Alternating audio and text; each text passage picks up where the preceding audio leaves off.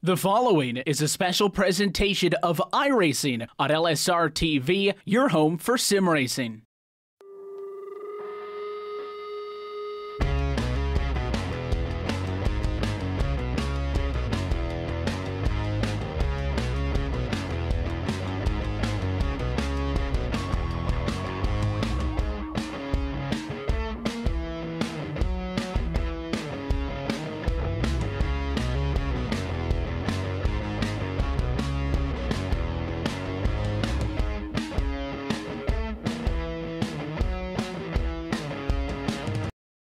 Listen up, the soap you shower with, it's you probably haven't even questioned what bar of soap you lather up with. Let's face it, most guys don't. They're still using whatever bar their mommy bought for her little man. Is that what you want?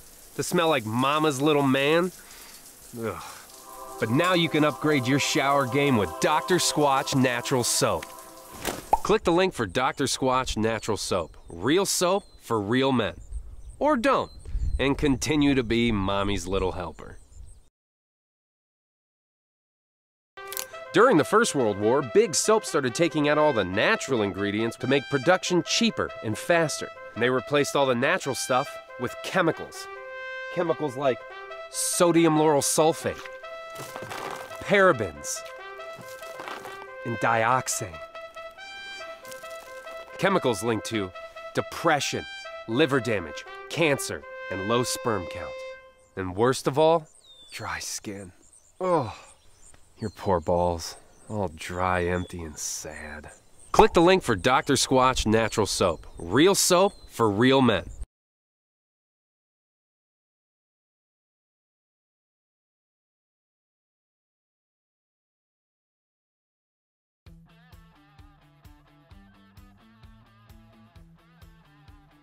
Located about 55 miles east of Hollywood, we are at Auto Club Speedway in Fontana, California. It's championship night for the Dr. Squatch Pro Series presented by SESRA. Tonight, the Empire Graphics 250. We're going to settle this thing outright to crown a champion and bring 20 weeks of racing to a close right here on your home for live sim racing, LSRTV. Happy to have you with us. We'll get to the on-track action momentarily, but before we do, come on up into the virtual booth. David Schulthouse here, alongside Justin Prince and Rachel Whiteford. Brett Wheeler doing a great job to bring us all the sights and sounds of tonight's action. And Rachel, we'll turn to you first. Championship night, Jeff Ward in the server here. And from what we can see, all he has to do is merely start this race, and he will be crowned the champion of this one. So maybe more, nothing less, just some crowning laps for him to enjoy. Absolutely, it's a great position to do exactly that, and with the way things have changed in terms of our drafting package and the cars here, it's going to make things very different for Fontana this time around, but it'd be a great track to race at. It's honestly one of the fun ones, and Auto Club during the night is a great track. I say the night time is the right time, and we'll see the boys do it under the lights here. And Justin, as we come into the final race of the season, a couple new names showing up to make their debuts in the series. What can you tell us there? Yes, indeed. We got a couple new drivers. First off, Justin Kelvin, who is currently dead last in qualifying, unfortunately for him. However, there are two names that could be very noteworthy towards the front today. Samuel Bumgarden is currently qualified towards the top 10 and just potentially showed some speed, I should say, in practice for tonight. Was up in the top 5 in practice. And so far, the fastest driver, if not one of the fastest tonight, has been Tyler Gary today.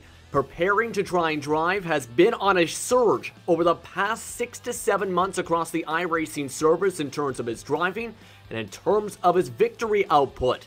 That is looking to try and bring his winning ways towards the SESRA series tonight.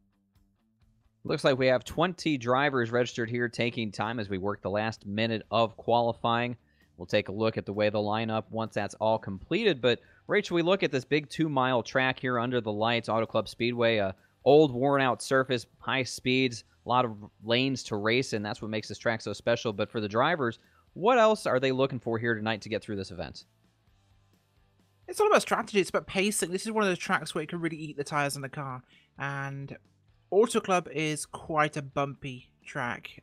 Not quite as bad as Michigan used to be, but they can both be tricky on the tires, and it's one thing you got to be very careful with, especially with these cars. They're momentum based, You start wearing those tires down, lose momentum, you got some real trouble. As we look at the specifics for tonight, it's going to be 125 laps around the 2-miler, making up the 250-mile distance here. And again, 20 weeks of racing culminating in a championship night, always so special.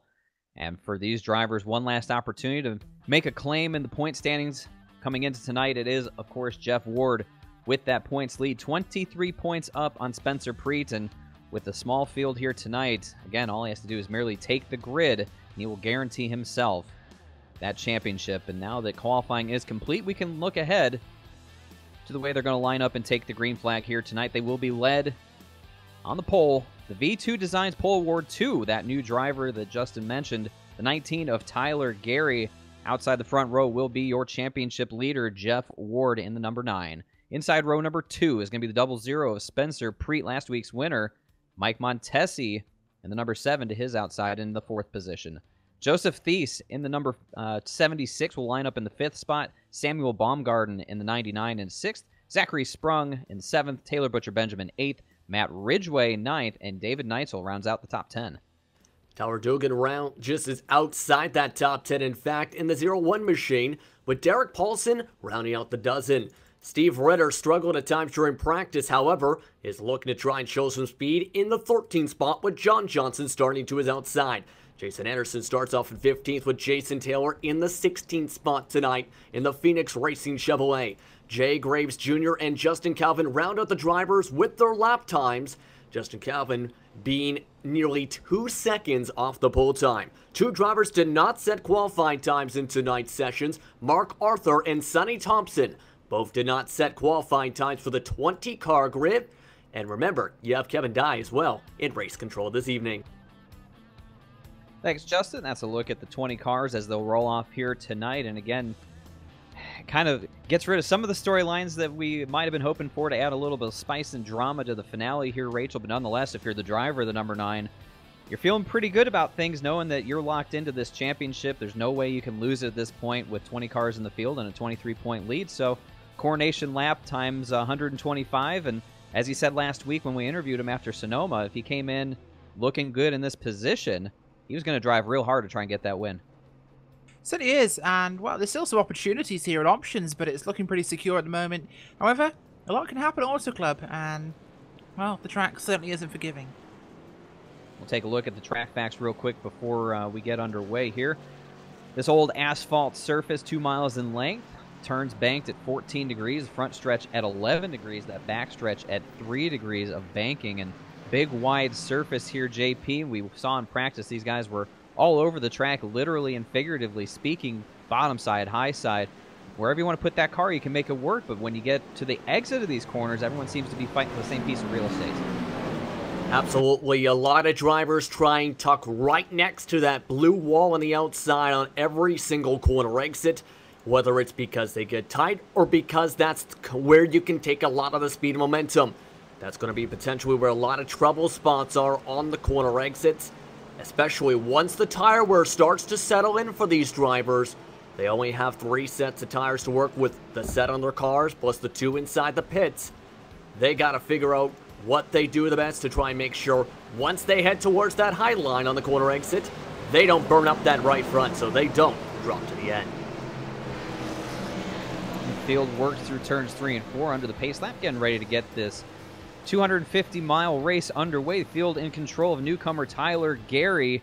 He will lead them down into the restart zone. Happy to have you here with us on a Thursday night for the last time for the 2018-2019 Dr. Squatch Pro Series presented by SESRA. Green flag in the air. The Empire Graphics 250 is underway as Gary gets a good push from behind from Spencer Preet down into turn 1. Great launch there for the first few rows of cars here. We'll see this speed difference in the first set of corners here.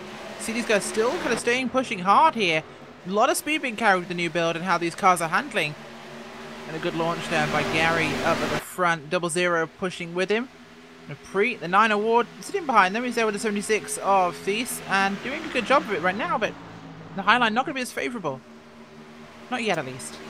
Not yet, at least. We expect as the run goes on, that highline might become a little more viable. And you see through 3 and 4, some of those guys taking that Kevin Harvick line, putting 2 left side tires below the white line onto the apron, help that car rotate. It'll be Gary leading the field back to the stripe for the first time.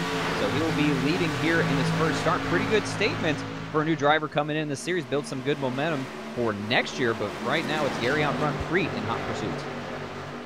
Yeah, and Preet needs to get as many points as he can and hope for some bad luck. Of course, it's a very challenging end of the season. However, there's still, of course, the regional championship to think about, too. It's within 6 points for the West Regional for him to try and win at least the regional championship. With the overall championship still out of reach, either way, these drivers are going to have to fight as hard as they can. For Preet, I think it's just about trying to hope that they have Gary try and overburn up these tires before you start to make some moves. Already top 5 single file.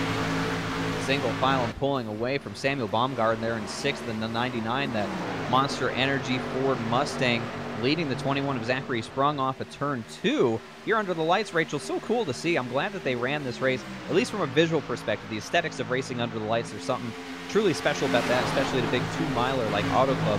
Really neat to see, and add a little bit of variety to what otherwise is normally day races with the sun out and everything. Adds a new element to the racing here. So it does, and honestly, it's my favourite time to see racing here. And it's honestly, as a driver, the best race you can have at Auto Club is at night, because in the day, it gets pretty pushy here. The night helps keep the track cooler, and lets the car stay cooler as well. So you actually get way better handling at night at this track, and it really does make the racing a lot spicier.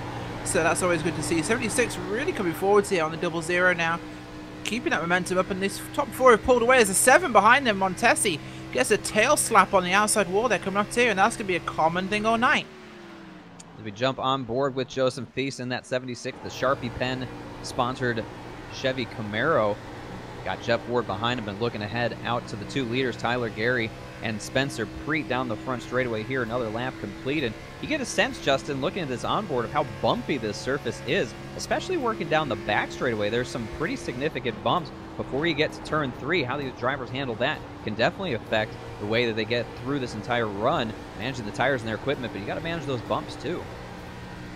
Yeah, it's going to make it very difficult to even keep a straight line in some cases. If you're, depending on what your settings are, it might actually bounce you from against the wall all the way to the second line into somebody's quarter panel. So it's going to be a lot of drivers having to hold on to essentially their steering wheel to make sure they don't bounce their way into some of our drivers and or don't bounce around on the corner exits, especially a massive bump that's on the exit of turn 2. That, for the Cup cars at least, has been disrupting a lot of people's cars on corner exit this week. Take a look at this battle for the 6th position. Zachary Sprung down low, trying to get that spot away from Baumgarten right now. Nothing doing. The high side starting to show a little bit of speed, and I look a little bit further back. They're 3 wide behind him. Ridgway, Dugan, and Paulson 3 wide down the backstretch. Here comes Paulson on the inside, trying to get a 2-for-1 here. Dugan in the middle. Ridgway up top. A little bit of contact, a little door slap there between Dugan and Paulson. They get it sorted out, and Paulson's going to find himself nearly picking up 2 spots here in the corner 3 and 4. One thing I'd like to really look at here is look how much the 7 is climbing up now towards the 9 of Ward. The guys behind him have dropped back quite significantly, but even after that tail slap, Montesi really closing in here on that front back and staying with them. This is how powerful the new draft is. Look at this closing out of turn 2, and it's really helping him. Mike Montesi in that number 7, the Kohler machine. Nice run right to the back bumper. Jeff Ward, he'll duck out of line. Look to the inside here. I'm sure Ward will give him a lot of room. Definitely don't want to tempt fate there. Montesi shows a lot of respect. Kind of checks out of it. Ward comes back down to cover the spot. But yeah, it's a good point there, Rachel. A big suck-up effect there for Mike Montesi. Reeled these guys in as Ward will have a look now on Thies as they go across the start-finish line. So Jeff Ward looking for 3rd. That was something seen a lot in the past year when a lot of the races went to this circuit here at Auto Club. If you found someone to work with the Xfinity cars to try and draft with and push you forward, you can gain at least a couple tenths extra per lap even on the long run with older tires. So that is, I think, what is helping Montesi.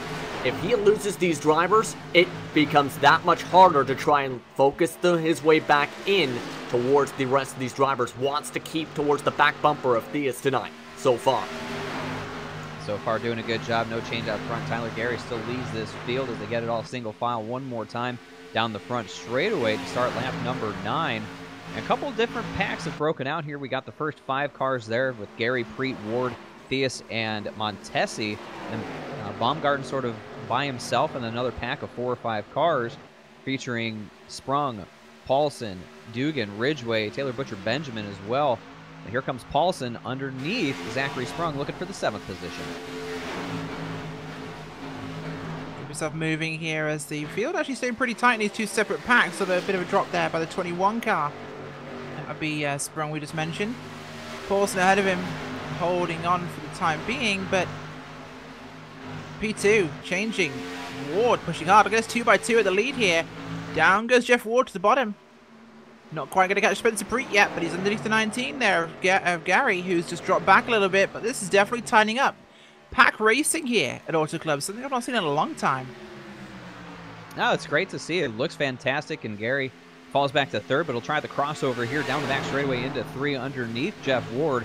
Preet out front, Thies back to 4th. It was just an exchange the way the drafts work, and these guys were able to make these moves, almost like oh, Jeff Ward has a big piece of the wall off at turn 4, loses all his momentum. He'll fade back to 5th, maybe further than that. Right side completely pancaked in, and that's something that you don't usually see out of Jeff Ward, is a mistake like that, but you know, he's been driving hard, said he wanted to drive hard to get the win. He stepped over the line right there. Yeah, too strong on the gas by far, but that was what we talked about at the top of the broadcast with that exit of the corner exits on the high side. If you carry too much speed, you can just pancake that wall and or burn up your right front tire. In that case, Ward didn't realize that he was heading towards the wall until the last second. Too little, too late. He's now got a damaged right front and a whole entire right side of his car, as Preet still tries to pull away now from Gary. A lot of damage to the right side of the Arctic Ford Mustang there. Body panel all crushed in on the door as well, and the right front, like you said, JP, beat in on the tire. So aerodynamics here, Rachel, obviously very important at the big 2-miler. For Jeff Ward, that's not going to help his case. Now he's just got to sort of manage that damage until he gets to the pit stop, try and fix it up. He's going to need a caution if he's going to affect full repairs, or at least try and do the best that they can to get it fixed up. Absolutely is, of course, and the 76 of Thies going underneath the 19 there of Gary at the front, making that move for 2nd place. No, it's terrible for Ward, of course. That's not exactly what we want to see here, but the car's looking like it's got some speed to it still, so he could be okay once he gets momentum back. Repairs definitely going to be necessary, though, to keep himself at full speed. Damage at the front's way worse than the back that Montesi had. The damage to Montesi, located in a different place, that makes it far more manageable for him, but yeah, Jeff Ward in a very difficult spot here as he go round the outside of the 99, though, holding on just about, but not going to have the straight line speed, even though he can corner well. It's one of those situations where you never know, and this is Auto Club and Michigan alike, you never know when you're going to go into the wall until you basically are in the wall. That sounds contrite, but it's one of those places where you don't know the line has screwed up, or you screwed up the line until it's way too late to do anything about it. Back in of Thies, you come out here to the big oval like Auto Club Speedway, run first in front of a guy like Spencer Preet, you're saying something. But we will let this action roll out for the time being. We'll step aside for a moment, come back on the other side with more racing here from Auto Club Speedway. You're watching the Empire Graphics 250 right here on LSRTV.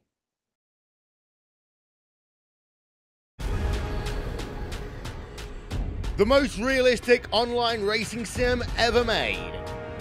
This is iRacing. Detailed laser scan tracks, fully dynamic real world cars, and over 50 series to choose from. 6 online world championships offering over $100,000 in annual prizes. This is the original esport racing game. This is iRacing.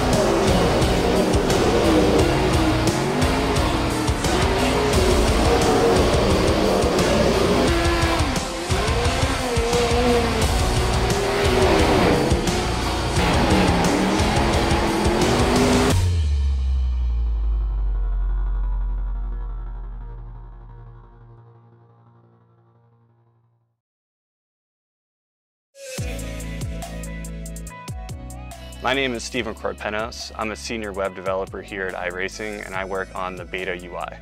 It's funny because iRacing has been around for 10 years, but we want to keep delivering the best possible user experience to our customers, and we've found that the old UI isn't exactly what we're trying to deliver in 2018. We want to use new features and provide the best possible experience when using the sim.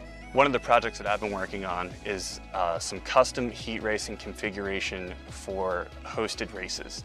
We've been listening to our customers. Everyone's been asking for custom heat races.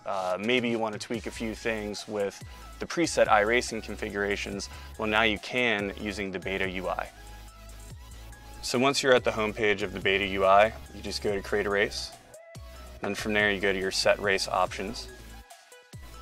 And you'll notice here under event types, you can actually choose heat racing. First, I'm going to show you how to create a new format from scratch. You can choose the number of entrants. And as you can see, when I made that change, the change was actually reflected on the right side in the graph. Also, you can use the estimated duration at the bottom of the graph when you're changing the length to see what the total duration of your event will be.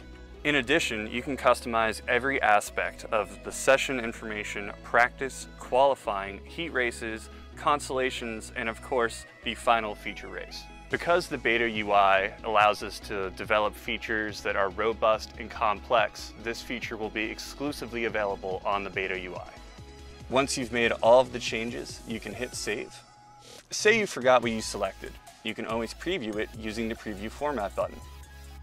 We are very excited to release the brand new heat racing configuration feature that will be available in Season 3 of iRacing.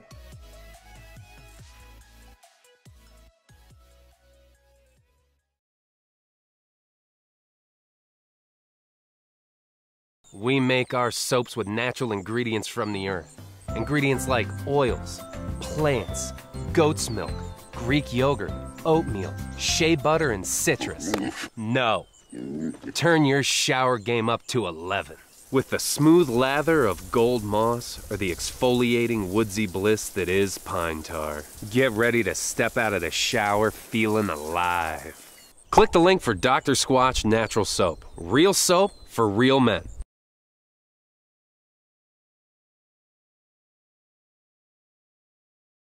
You want to smell like the forest? Boom, pine tar, we've got you. You want to smell like the sea? Boom, nautical sage, we've got you. You want to smell like you just got off a boat in the Caribbean? Boom, bay rum, we've got you. And with 6 more cents, we've got you covered no matter what kind of man you are. Click the link for Dr. Squatch Natural Soap. Real soap for real men.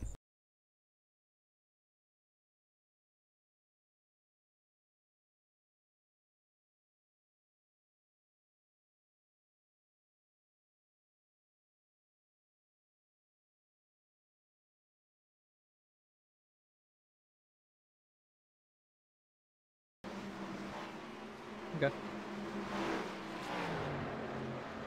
Welcome back to the Auto Club Speedway for the Empire Graphics 250 here on lap 28. Apologies for the extended delay. Got technical difficulties. Always show up at the best times here on Championship Night. No exception there, but nonetheless, we are still under the green flag. Joseph Diaz still out front by about 0.6 of a second over Tyler Gary. Spencer Preet third, Mike Montesi fourth, Derek Paulson in fifth. David Schildhaus here along with Rachel Whiteford and Justin Prince. And Rachel still clean and green here on lap 29. These two guys out front, the rookies, showing guys like Spencer Preet how to get around Auto Club, keeping their cars clean. Everyone else seems to be struggling to do so. Yeah, Preet's had a wall slap as well, so this is not going in favour, really, of anybody on this track at the moment. And especially not our producer, who is Australian. It turns out Dingo's ate his packets. All right, well, there you go. You know, I'm glad you brought that up. We have such a diverse crew here, and of course, a big thanks to Brett Wheeler, our producer, who is in Australia. And technical difficulties can get anyone. Certainly can get him as well. And we appreciate the efforts that he's making to keep us on air, looking and sounding good. And JP up there in Canada, you got these American stock cars rolling around Auto Club Speedway here in California. What's your take on what you've seen through the first 30 laps so far? In terms of the race tonight, So far, we've seen a lot of comers and goers. Gary, along with Diaz, have both shown some great pace. Gary, by the way, up to second now because of how Preet's been driving with how his car's been going tight. But with these drivers going tight, it's led to all these wall slappers. And a lot of the drivers who have taken the worst of the damage, like Jeff Ward, are going backwards. So essentially, the drivers that have been able to have the best set themselves up for the best long run so far tonight while keeping the car clean, as you mentioned, are the ones heading forward. The ones that are bouncing off the walls and using them as the brakes are the ones that are going backward or do not even have a right side anymore. Well, you figure the last race of the year, might as well use up the car to its entirety. You don't have to use it again, but some guys taking that a little too far. So we have our Australian producer, our Canadian commentator, and Justin Prince. Of course, I'm your token American, and I will transition to our wonderful lady from the UK, Rachel Whiteford. Rachel, 32 laps in. At this point, what's the car handling like? What do these tires feel like to these drivers? Not great. Two cars already in, Matt Ridgway and, of course, David Netzel have come into the pits there as drivers starting to think about that, but it's people who are down the pack somewhat. But I need to come look at our leader because he just came past. I was trying to get passed by the 19 of Gary, who takes the lead now. Ahead of him, 6 cars have already come into the pit road, so we're on that kind of cycle. Right now, the car feels like rubbish, honestly.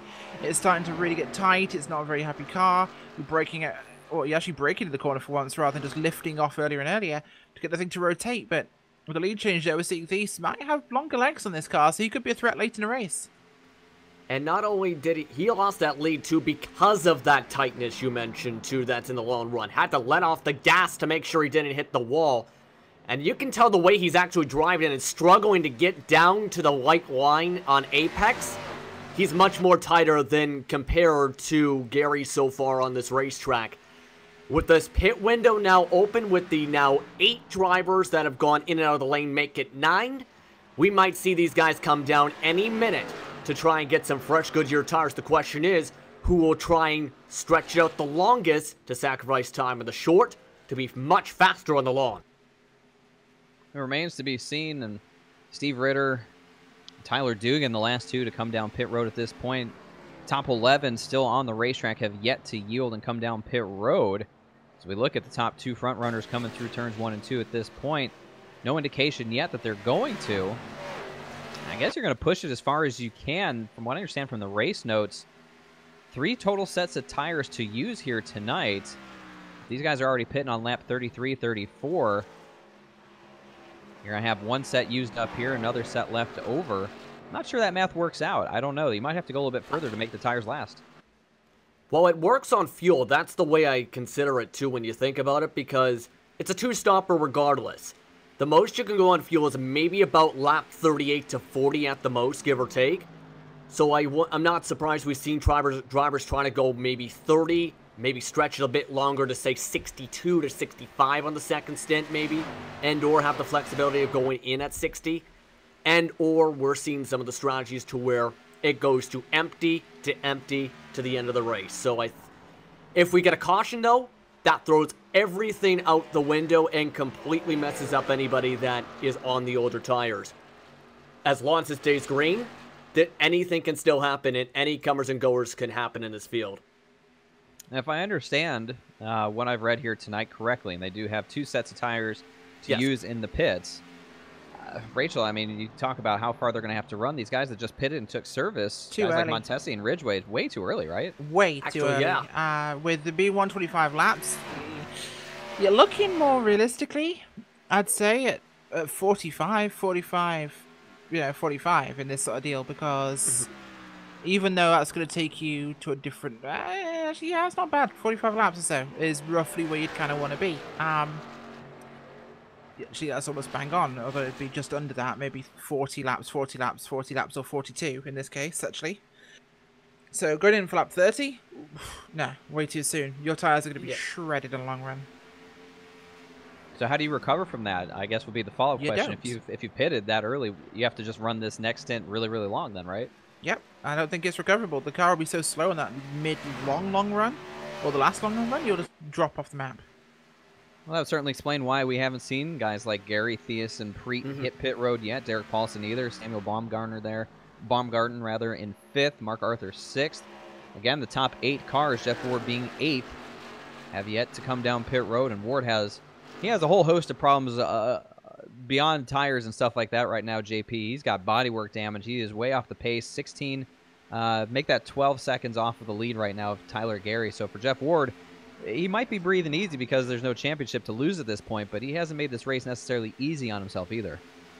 No, it's not been really easy whatsoever. Race Control actually confirming they've added an extra set of tires on top of that. Thank you very much, Kevin Dye. 3 stops is the total distance expected. That explains 30s then. Yes, equal splits, 30, 30, 30. That's why I was thinking that doesn't make sense in terms of the math and part. But you're right about Jeff Ward. Even before this pit window, he was even half a second off a lot of the drivers that have kept their cars clean because of that right front damage. As I mentioned before, until he gets a caution, he's going to keep on going backwards and backwards and more backwards. As this night goes on, he needs a caution to get everything repaired to have any sort of chance to gain any of his track position back on the circuit. I guess that's my mistake. It does say 3 sets of tires, my source. I just did not transpose that information correctly, so I apologize. 3 sets of tires, 4 in total. So 3 back in the pit for them to use. So yeah, that does give some legitimacy to the pit strategy that we've seen half the field employ at this point. So for them, good on them. But again, for those who have stayed out, they're subscribing to a different strategy, and that's part of the excitement.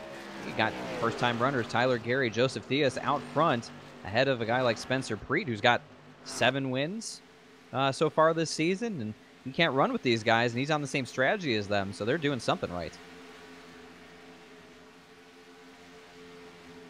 Yeah, I think they are doing something right here. Again, trying to go as long as they can to have the freshest tires towards the end of the race when you think about it. Plus, you never know if there's going to be a caution on top of that. Right now, there's maybe about 9 or 10 different drivers on the lead lap at the moment. I don't think they want to get towards risking having older tires at the end and losing any track position, especially with how tight things are towards the front, still separated by half a second this time at the stripe by the top 2 and a second and a half within the top 3. So yes, he does, and they are really in a position now where, yeah, you're right, Spencer Preet, his times have really dropped off here. I'm surprised he's actually this far back, about a second back from your 2 leaders who are really pushing this. And it looks more like Gary and Theis are actually drafting and pulling the IndyCar routine here of swapping and passing the lead. You got to do something to try and make up that time. If you're Spencer Preet, you're 1.5 seconds off of the lead, about a second back of Joseph Theus right now, and no help from Derek Paulson, who's 3 seconds back. He's kind of in a no man's land right now, I guess you could say, as Paulson loses a position there to Ridgway. That's not for position. Ridgway is a lap down because he pitted. But for Spencer Preet, he's probably got to be feeling a little silly right now, getting outclassed by 2 guys who haven't raced here yet. And again, that's not to discredit those 2 out front.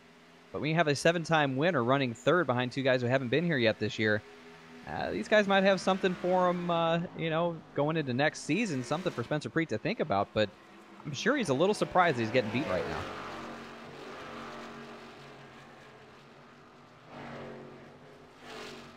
In comes the car of, that's, I believe, Theis, heading to pit road now. Yes, it is. Going 42. Hang on, actually, I think some of these guys think they only have 2 sets of tyres. I think because we have on our run sheet for this event 2 sets of tyres in the pits. I believe some of these guys might think it's the same case, because running to lap 42 is a 2-stop strategy. I mean, that also saves them an extra set of tires in case there's a caution, too, that if they don't go for the 2-stopper, or at least try and make it work, which is, especially with 125, when thinking about the math in my head right now, it's going to be very close to even be able to make it towards the full distance on the final tank of fuel. They'll have that extra set of tires. If anything was to happen, they would be the ones that have the strongest advantage towards the end of the race, because this is a track with such big fall off, 2 seconds towards the end of this run. Derek Paulson now into the pits. Derek Paulson brings the number 5 down to the attention of his pit crews. He'll be one of the last 6 to take the trip down pit road here. Green flag since the drop of it at the beginning here, lap 44. So these guys doing a nice job keeping it clean. Paulson into his stall, and work will get underway there for him. So that'll leave 5 cars out on the track who have yet to come down pit road. Looking at leader Tyler Gary right now, not cutting any speed. He'll stay out for another lap. Preet is going to do the same, follow suit there as they go by the start-finish line. So maybe it's going to be an issue here, or a exercise in who blinks first between Spencer Preet and Tyler Gary, JP. If it's not going to be Gary, Preet has been known to run these things as long as humanly possible, sometimes longer. Yes, he has, and it has worked out at times too. Remember that race at Kansas, for example, with that destroyed race car? Having one of the freshest tires on the track and getting basically the luck in that race he needed to come away with the victory? It can still happen to anybody at this in this field with this kind of a racetrack. It kind of feels to me like the perfect storm for that kind of a situation. I'm surprised we've even gone this far along green and gotten to where a lot of these cars are now spaced out as much as 10, 20 car lengths between positions in some of these cases. So no takers down pit road that last time by. It's still Mark Arthur there in 3rd, Samuel Baumgarten in 4th, Jeff Ward in 5th. First car who came down pit road is going to be Mike Montesi. Remember, he pitted from the top 5. He's currently in 6th. Has about a 3.3 second lead over Joseph Theus right now. Theus came down pit road just a few laps ago. Montesi was down pit road about 14 laps ago. So I imagine he'll be able to eat into that gap quite a bit. And Rachel, I'll put it to you, if you can put a number on it. These guys who are staying out right now running 42.3, 42.4 second laps, and guys who just pitted running 41 somethings. How much time are you gaining back when you stay out this long and then come back out and start running faster laps? With it being a 40-second lap, I'm not sure. I'm starting to question as well whether a 3-stop or a 2-stop is faster. Because running 40 laps at Auto Club isn't unusual for a race of this length. Just because you've got extra tyres that it stays green, I wouldn't say that's necessarily a good thing. I think the 2-stop might be actually a little better. Possibly. I think 2-stop could be a strategic call here. It's the first time we're seeing tyre strategy not be the main factor. I think this is actually one I'm seeing here where the fact they've actually got the option to choose, and I think 2 might be slightly better. Oh, hold on one second, guys. Big wreck on the pit wall here. The 31 and the 55 both against the wall. Sonny Thompson just sat on top of the wall. Oh, let's take a look at this as we'll bring up the replay here and see what went wrong. Justin Calvin, another one of the rookies, yeah, gets up into the wall off of turn 4 and turns right down across Sonny Thompson. Unfortunate for Thompson, wrong place, right time. And, oof, off they go into the pit wall. Ugly looking wreck there. Sonny Thompson nowhere to go, and he just gets corralled down into pit road. Does not bring out the yellow flag. Yeah, Calvin was struggling much of the night tonight, especially on corner entries so far, hence why he's already 1 lap down. But just took it way too tight already. The severe damage bumps him on down the racetrack. And Sonny Thompson just ended up getting launched over. Luckily, it's clear off the pit lane because the leaders have come into pit on one of the longest runs I think I've ever seen here at Auto Club on fuel. Lap 49 is when Tyler Gary and Spencer Preet make it down pit road. Gary overshoots his box just a little bit. That could help Spencer Preet out, close that gap a little bit. Look at the service getting done. That'll leave 2 cars who have yet to come down pit road. Mark Arthur and Samuel Baumgarten. Nope, just make that 1. It's going to be Mark Arthur, the only one who hasn't. Baumgarten's on pit road as well. Tyler Gary down and away. Spencer Preet right on his bumper. So that little mistake getting into his stall cost Tyler Gary a little bit of time. Spencer Preet right there as they work off the access lane. Oh, he's right at the back there. That's actually going to help him be that close together, though, in terms of drafting speed. It won't hurt them at all, actually. And not only that, Mark Arthur is into the pits too here, guys, so he will have 1 lap fresher tires, at least for the rest of this run. So everyone gets through their cycle of pit stops. Leaders extending this all the way out to lap 50. That is such a long way to go. That's 100 miles on fuel, which is very impressive for these guys, considering they are not out of the throttle a lot, especially early in the run. Of course, you spend more time out of the throttle as the tires wear, Rachel, but 100 miles on fuel almost seems impossible. Can be, but at the same time, these cars are actually fairly decent on the fuel. I'd say, you know, 50, 60 laps, 50 laps is really your outside limit on this fuel tank, but it's going to be a difficult setting for these guys in terms of the traffic here with the mixed tyre strategies, which is going to make things a bit more difficult, but we're staying green so far, which is pretty impressive. So as it cycles out right now, Joseph Theus will cycle up to the lead.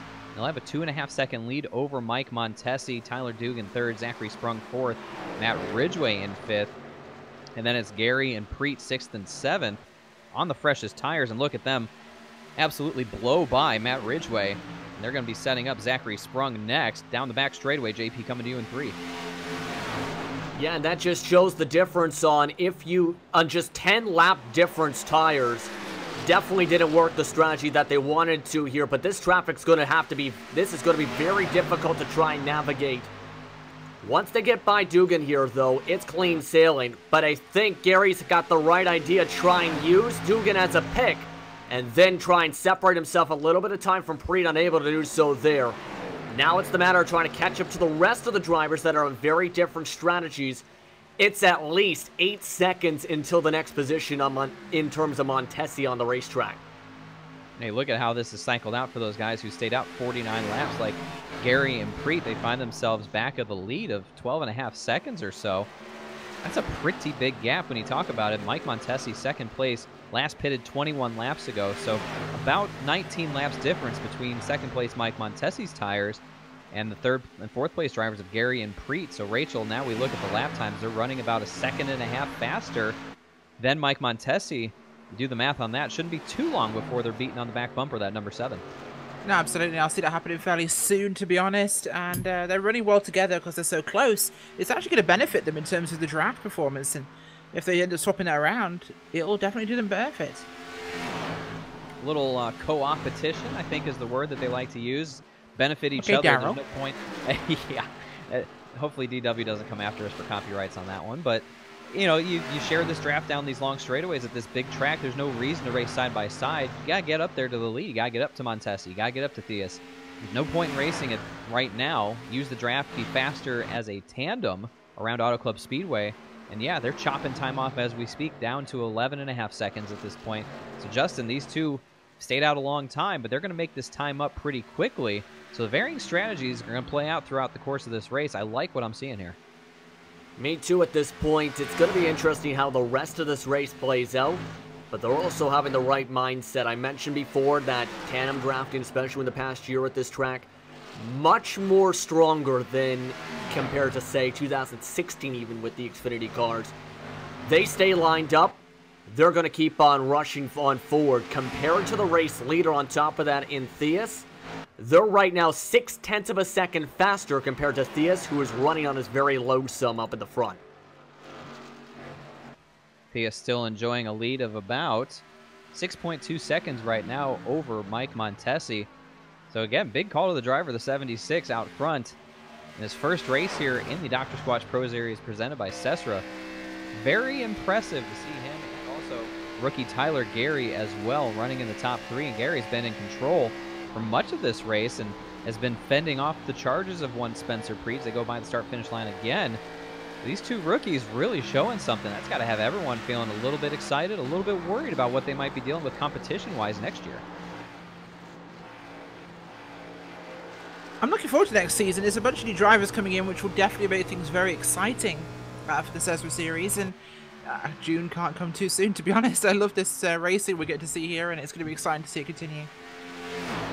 We'll hear a little bit more about what the rest of 2019 has to offer for the SESRA series after this race is completed. We'll chat with Jason Anderson, one of the administrators of this series, and hear what is on the docket, what's coming up after a brief relaxation period for this series. And Rachel, I want to go back to a point you were making about the two-tire strategy, or the two-stop strategy rather, being faster overall than a three-stop strategy. I guess it's a little appropriate considering F1 kicks off this weekend down in Albert Park in Australia. And a lot of strategy plays into F1 races, of course, how they set up their pit stop strategies to be faster over the course of an entire race. When it goes green all the time like this, much of the same approach plays in here, I guess. So you have to consider, how do I get to lap 125 completion the fastest? Is it coming down pit road twice or 3 times? So how do you make that decision? What do you have to weigh out to get there? It's about how the car handles, and there's a lot of guys who may have varying experience in the series, and some of them better at saving tyres, and they can go for a strategy like that. It'll benefit them. The guys who burn it up a bit more, well, they're going to use it. They think they've got more tyres. It's probably better to use some more tyres, but it's the one time I really think I've seen SESRA actually have the potential for a decision like this.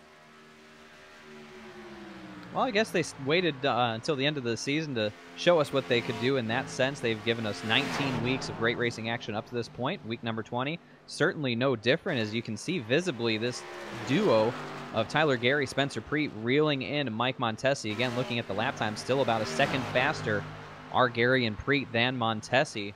They got that gap down to about, what is it going to be, about a second or so, if that. And closing, second and a half, a long way back in a short period of time, about 10 laps. They have absolutely chopped that gap significantly. So they're going to get by Montesi here. Then the real question is still 8-9 seconds back from Joseph Diaz. How long will it take for them to track down that 76? I think it's going to take at least until the midway point of this run, maybe, to get towards Diaz. We look on board for Montesi, where he's going to have to worry about these drivers for now. But the faster drivers with the fresher tires, I think, is going to still be able to catch them. The main thing is, though, how's it going to play out towards the checkered flag? Because they can still catch them.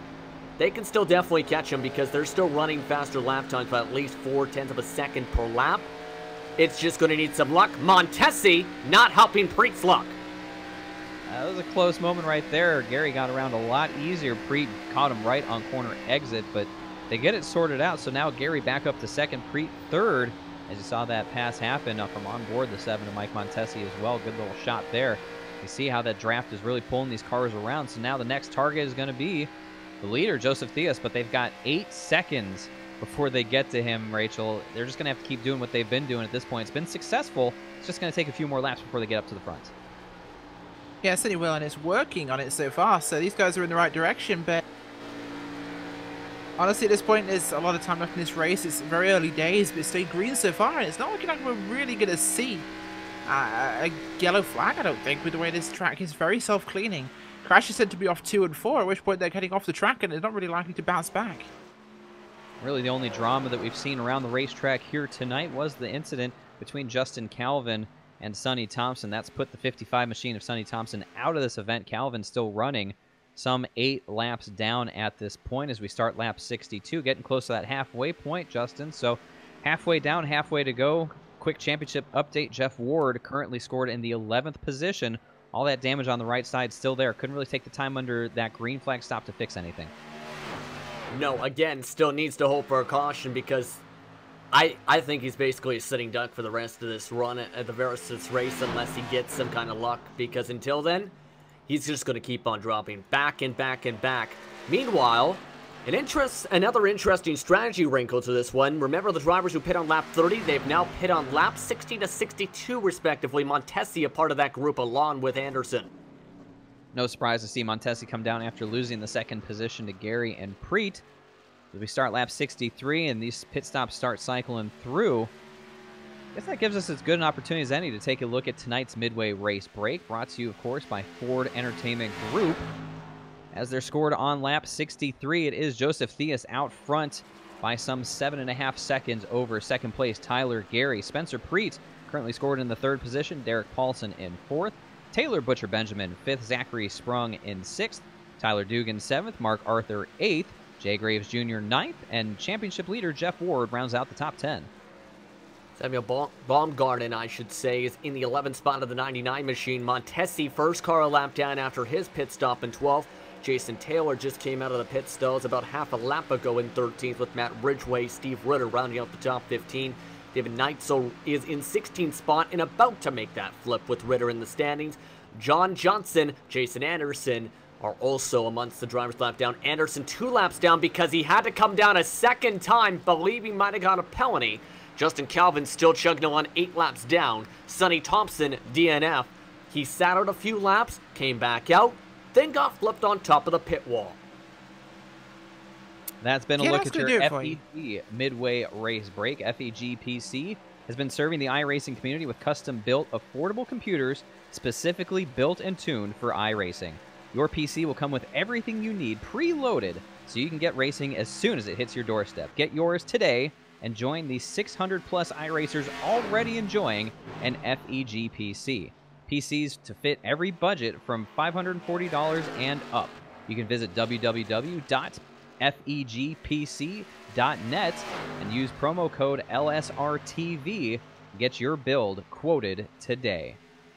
Big thanks to Ford Entertainment Group for coming on board to sponsor the Midway Race Break as they continue to run through. And now we'll look forward to, Rachel, the next round of pit stops for those who were not subscribing to the 3-stop strategy. The 2-stop guys, we'll see when they come down pit road. Probably one of the first drivers there will be guys like Zachary Sprung, Tyler Dugan, and probably race leader Joseph Theus as well. Yeah, absolutely. It's most likely when we'll see that, but you know, these guys have been pushing the numbers to make this thing quite interesting, and I'm excited by the potential outcomes of this strategy and what will happen from it. So the times are looking decent for it. The guys on the two are actually decently ahead. The gap isn't big enough for the 3s to be even catching them at this point, so I'm thinking this could be a good call. As we continue to talk about the great sponsors here in the Dr. Squatch Pro Series, of course, Dr. Squatch being the title sponsor. They raise the bar for the men's grooming industry and change the way men approach their hygiene by providing healthy, all-natural products that allow you to feel like a man and smell like a champion. You can use promo code SESRA15 at drsquatch.com for 15% off of your first order. Remember, promo code SESRA15 at drsquatch.com. And also a big thanks to Victor over at V2 Designs for sponsoring the Pole Award as he came on around the midway point in the season. Happy to share a free paint scheme to each week's pole winner. Tonight, that pole winner was Tyler Gary in the final race of the season, making his first start. Made it count. Gets up there to start first and wins tonight's V2 Design Pole Award. So, big thanks to everybody who's come on board to make these shows happen and be a part of the racing action here at the SESRA Series. And it's now on lap 68, Justin. Joseph Theus out front by 6 seconds over Tyler Gary, Spencer Preet. I'm looking at the lap times of those two guys, Gary and Preet, only nominally better than your leader. Joseph Theus really has this thing figured out. I think the tires may have equalized. I think that's why they're down to just maybe a tenth or two faster. Plus, they're not drafting with one anymore because of Montesi breaking up those two. That's really been hurting him, I think, since then. Preet can't reel him back in, especially since he seems to swing tight on the long run. And Gary's been much faster when he's been able to get clean air. So it's kind of hurt them a little bit. I don't know if they can reach him unless there's an area, unless they get some luck here again. He's going to gain up at least maybe 2/10 a lap, but he might not even reach the 76 until the end of the run. The way they're running, unless he somehow finds a way to pick up the pace, or Theus falls off like a rock or makes a mistake. Well, Rachel, you see what I see here. That separation between Gary and Preet, they're no longer together. There's huge gaps between these three drivers, almost equidistant between the three of them. So Preet not able to hang on the back bumper of Tyler Gary like he was earlier, so that draft effect is gone. They're no longer stronger together. They've broken apart. What do you think's going on there?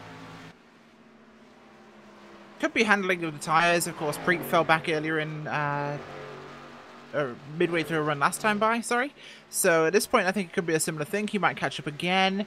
Preet definitely dropped back throughout the run, and it was really the kind of the mistakes made by the 19 that let him drop away. So we'll see. I think it might be something that'll come back towards the end. Take a look at where everyone else is running through this field. Give him a little love here. Derek Paulson, Loud Pedal Motorsports driver, the number 5 in the 4th position right now. Doing a nice job keeping it clean. I talked to him before tonight's race. Said he had a pretty good feeling. He said he should be towards the front.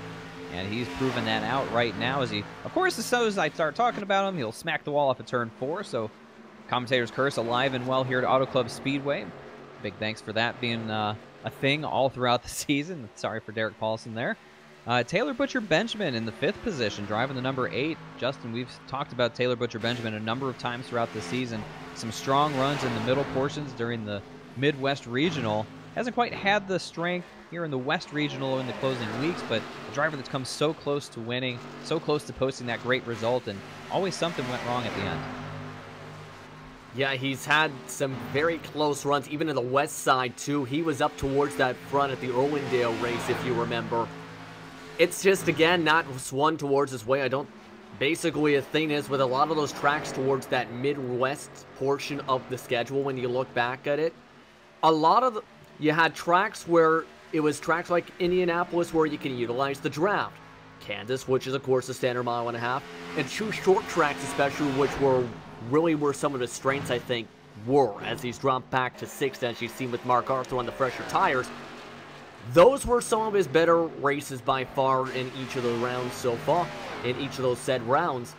Since then, he's had the mix of tracks like Las Vegas, Phoenix, Sonoma, where those are hard, difficult tracks, not just to stay clean, but to try and have good runs in general, especially the runs at racetrack at Sonoma. At this point, I think he's at least set up for a top 10 the way it's looking today, and possibly a top 5 since Paulson's dropping back to both of them. Paulson is falling back to the driver of the 12, Mark Arthur, up to that 5th position as he got around Taylor Butcher Benjamin. So another one of those sponsored drivers, Mark Arthur. He started off the season with a bang, won the pole down at Daytona. Didn't exactly translate to a good finish for him, but got off to a pretty solid start. Finds himself here in the 5th spot as they work around Auto Club Speedway, and doing a nice job representing himself pretty well. Maybe not the results he's been hoping for all season long, but another one of those Dr. Squatch drivers. Currently P5, Rachel, doing a nice job. Yes, it is, and it's one of those things that I'm really looking forward to, well, see how he comes forward to this field. Of course, next season's going to be a big improvement for him. He's definitely moved on with this time, and it's been a driver. It's been one of those ones that hasn't won a race, but he's always been constantly there and improving. Look at the 7th place driver here, Tyler Dugan, came on the scene at Irwindale, really turned some heads there and got himself a ride at ISM a couple weeks ago. Didn't quite have the run he was looking for last week at Sonoma JP, but back here again at Auto Club, making a good name for himself, and is already committed to running full-time next year, so expect to see more out of Tyler Dugan going forward. Yeah, Tyler's has been digging at a lot of the tracks since he came in, especially Irwindale was where he was definitely putting a hole in the ground in terms of trying to set a pace. I don't even know where I'm going with that, but to get to all seriousness, he's been a very strong driver, has had some very colorful and very creative paint schemes in that digging machine. I think he's going to be a potential front runner, or especially for next season if we see him towards then, in terms of next year, as he's dropping back with the tire differences, and he also has on that lapping clown liquor machine some right front damage. Jump on board with Tyler Dugan. That was Zachary Sprung who came through. Sprung currently in the 13th position, 1 lap down, but on fresher tires.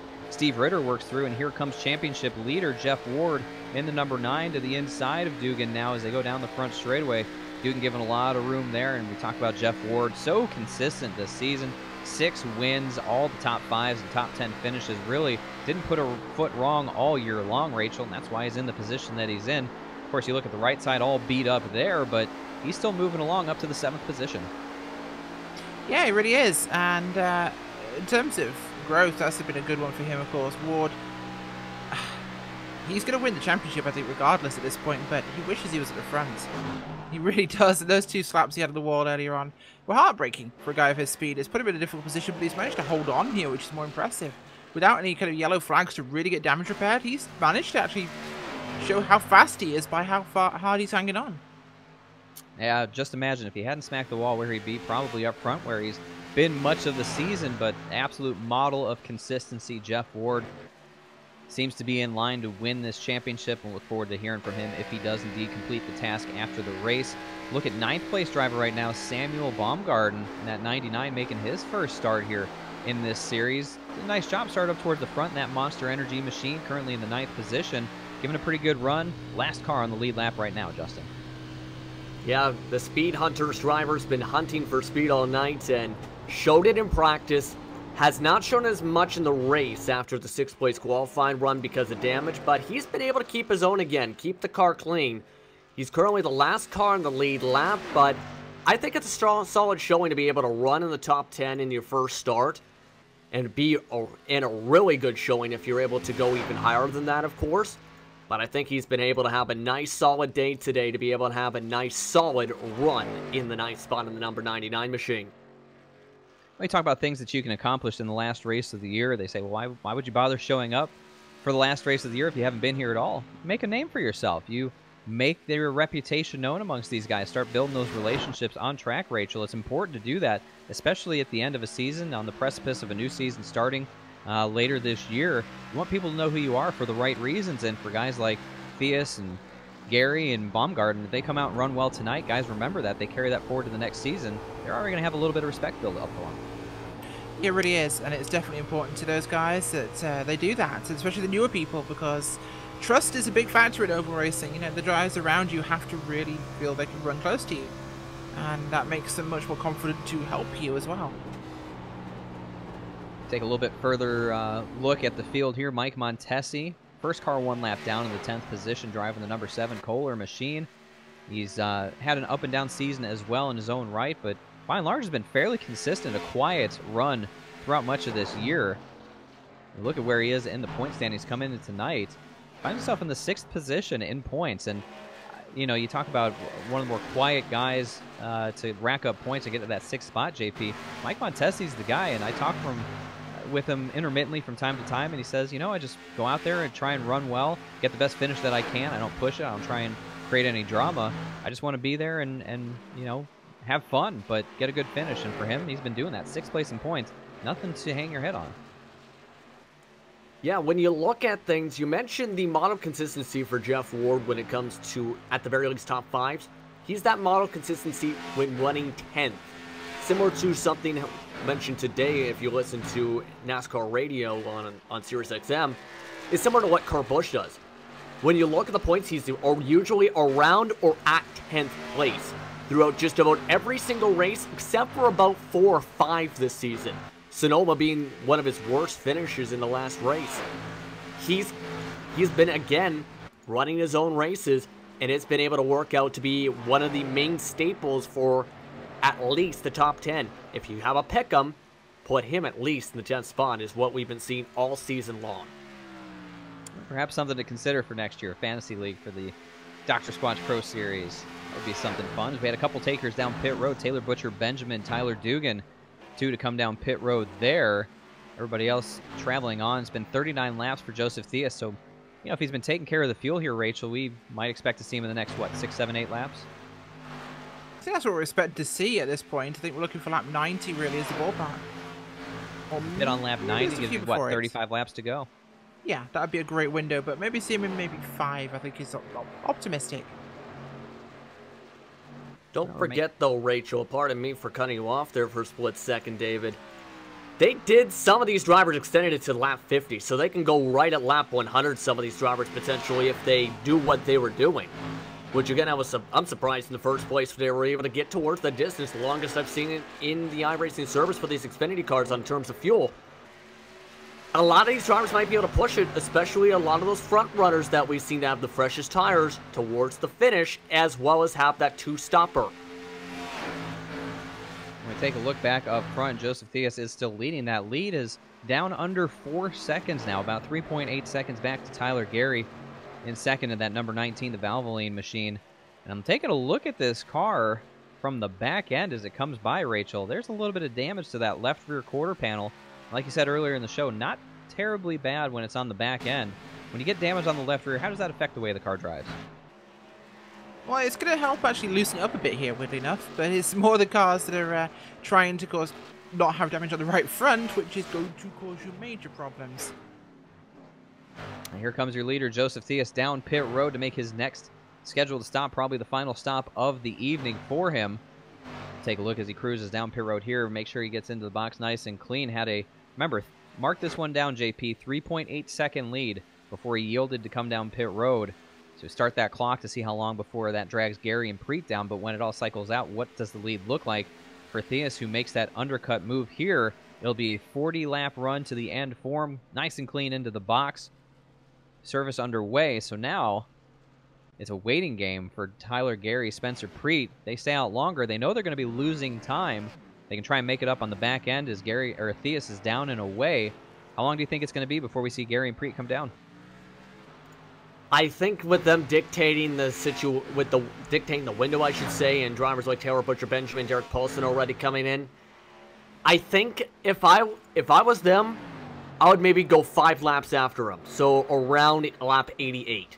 That way I would know I would have fresher tires, not lose as much time. Yes, it would lose at least 5-6 seconds, give or take, minimum. However, I'd be on that more preferential cycle, at least to me, to be able to still be able to gain time, and if need be able to go flat out if I can get clean air on the track. Mike Montesi, though, has come in for a third pit stop here, if I'm looking at this right, here with the 7 machine. Yeah, he went in and out of the pits, I believe. Yes, indeed. Some issues there for Mike Montesi. He was 10th, I believe, 1 lap down. Now finds himself back in 4th after another trip down pit road. So, Rachel, what do you think? Do you agree with JP there? 5 laps until we see Gary and Preet come in. Remember, they went 49 laps on their first stint. They've only been out there for 38. Yeah, certainly have. And I don't know, maybe we'll see them come a bit sooner, maybe we'll see them later. It's going to be one of those tough ones, but they're in a region where they can make it happen. I think if they're going 38 now, they're making the stretch a bit longer. We'll probably wait till about 95 or so. And here they come. As soon as you say that, both of them peeling down on a pit road. Look at how much harder Spencer Preet gets onto pit road than Tyler Gary absolutely eats into that gap. So that answers that. They're on pit road at this point. So what was that, 2-3 laps after Theus pitted? I believe so, yes, indeed. So, yeah, they're going with that same principle. Not as a bit earlier, I should say, than I personally expected. But, again, I think this is the call you have to go with. Yes, you're going to have the risk of equalizing tires, but if you stay out there any longer for even a couple more laps, you're going to lose time. Gary's going to lose some time because he overshot the pits. That will lose him 2/10 in the stall. Another overshoot, just like the last time down pit road for Tyler Gary. Jeff Ward made his stop. He's down and away clean. Samuel Baumgarten's on pit road as well. Everyone kept taking their service. Last pit stop of the year. Gary's down and away. Once again, losing time on the entrance to pit road and driving through his stall a little bit, sliding through, having to back it up. It's going to bring Spencer Preet even closer. So I imagine these two are going to be trying to do that draft tandem again, as well as they did after their first round of stops. The question is, Joseph Theus out in front. How much will he be out in front? Visually, Theus coming through 3 and 4. He's off of turn 4 right now. Tyler Gary's just in the middle of 3 and 4. It's one of those situations where you got to practice this stuff, and I gotta say, it's free time for these guys. You know, they've got to basically practice the pit road stuff, because if you don't, you're giving away time. Samuel Baumgarten appears to be heading off pit road now. Preet's coming back into the pits here, guys. He might have got a... Yeah, that might be a penalty he got on the pit entry. Gonna have to double check this here, but we've seen this before with Jason Anderson on a blue cone violation. For Preet, looks like he at least sped in one of the sections. Yes, he was running 56 miles per hour through a whole entire section number 3 in the pits in his first time around. Unforced error there for your third place driver, Spencer Preet. We noted how hard he came onto pit road, how fast he was going, trying to make up that time as he serves his penalty, and that's just agonizing, Rachel, when you're drawn down to the box and held there for 30 seconds like that.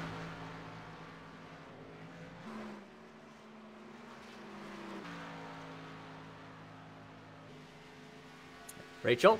As he'll rejoin the track Sorry, here. I just had a bit of an issue there, but yeah, he is going back out again.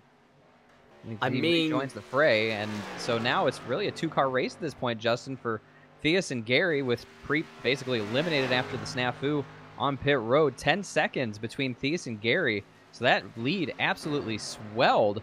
As I look at the timing and scoring here, Joseph Theus was a second faster getting on and off of pit road than Tyler Gary was. Yeah, 45-1 in the lane. Also adding, that was despite having a 2/10 slower pit stop on top of that as well. But on top of that, though, the gap is smaller when they originally pit on the first time around. The thing is, too, it's not as big of a tire difference, of course. That's going to make it much more difficult. Gary's just a 10th faster than Theus. They do, however, have the backup set of tires in their back pocket that some drivers no longer have. That could be on the minds of some, as Preet, I think, is in the stalls again. I think he got another penalty. Indeed he did. Back in the stall to serve another penalty, so the meltdown continues for the man second in points. So much pressure felt throughout the season to try and catch Jeff Ward. He did his best and a valiant effort, but here at Auto Club, with really no drama, no pressure, knowing that not enough cars showed up to even put him in a position where he could make up enough points to catch Jeff Ward in the championship standings, everything has gone wrong here on the final pit stop form as 2 more trips down pit road have him way back in the pack. 17th, 2 laps down, and definitely out of the fight here for the win, out of the fight for the championship. It's going to be a miserable last few laps of this season for Spencer Preet. This is one of those problems. Once you've sped once, you come down to serve your penalty, you're already anxious and annoyed that you're having to come down pit road, so you're trying to do what you can to not lose too much time, which inevitably can lead you to speeding again. Compounding issue, and he was the victim of that as we turn our attention to this non-battle for the lead, I guess you could say, Justin.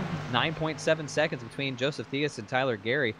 I'm amazed at the pace that Joseph Theus has been able to put down, how clean he was getting on and off the pit road, and he built that lead up even more.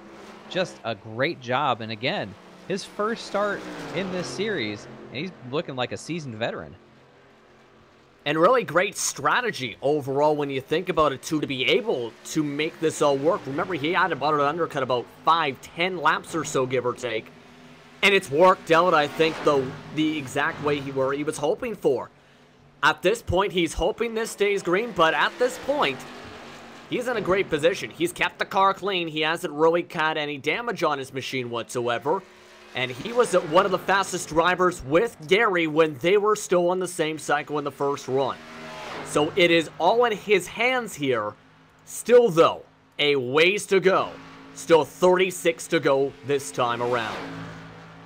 That will cycle Taylor Butcher Benjamin up to that 3rd spot. Zachary Sprung in 4th.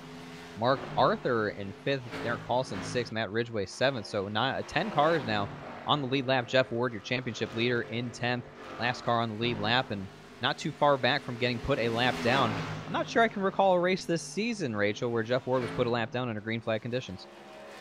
No, never. I don't think it's ever happened, actually, apart from the last lap incident we had last time by, but it's, I think, getting a bit difficult for these guys to keep their concentration at this point, because we've gone long into this race, and it's been a pretty hectic one, to be honest, but the time is running by so quickly. I'm impressed. We've stayed green for 93 laps now.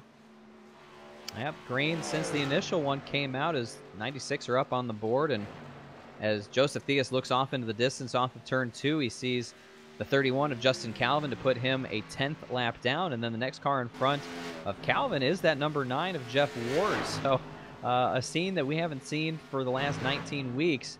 Jeff Ward in jeopardy of going a lap down. I guess it's only fitting here in the final race of the season, Justin, with Preet having the issues that he's had, Ward having the issues that he's had. Both championship drivers, I guess, have been giving themselves a rough go around Auto Club, but all fair in love and war. And here for 125 laps at Auto Club Speedway, they haven't had the easiest go of it. No, they absolutely haven't had the easiest go of it. Jeff Ward, yes, he was in the situation to clinch the overall championship win in the driver's seat today, as long as he made the grid, rather. However, that mistake by Preet we have talked about, the 2 different speeding penalties, the second of which was right at the green cone, mashing the gas. That might have cost him the regional championship too, because at the way they run, would be tied exactly the same at points. If not, Ward would be 1 point ahead. So, just another killer blow for that, where Ward, even in 10th, is still winning something.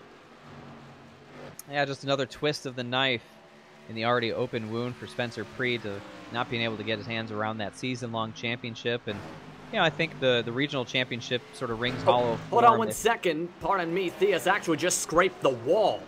Pardon me. Nearly threw away his entire race war. I think he's starting to swing tight.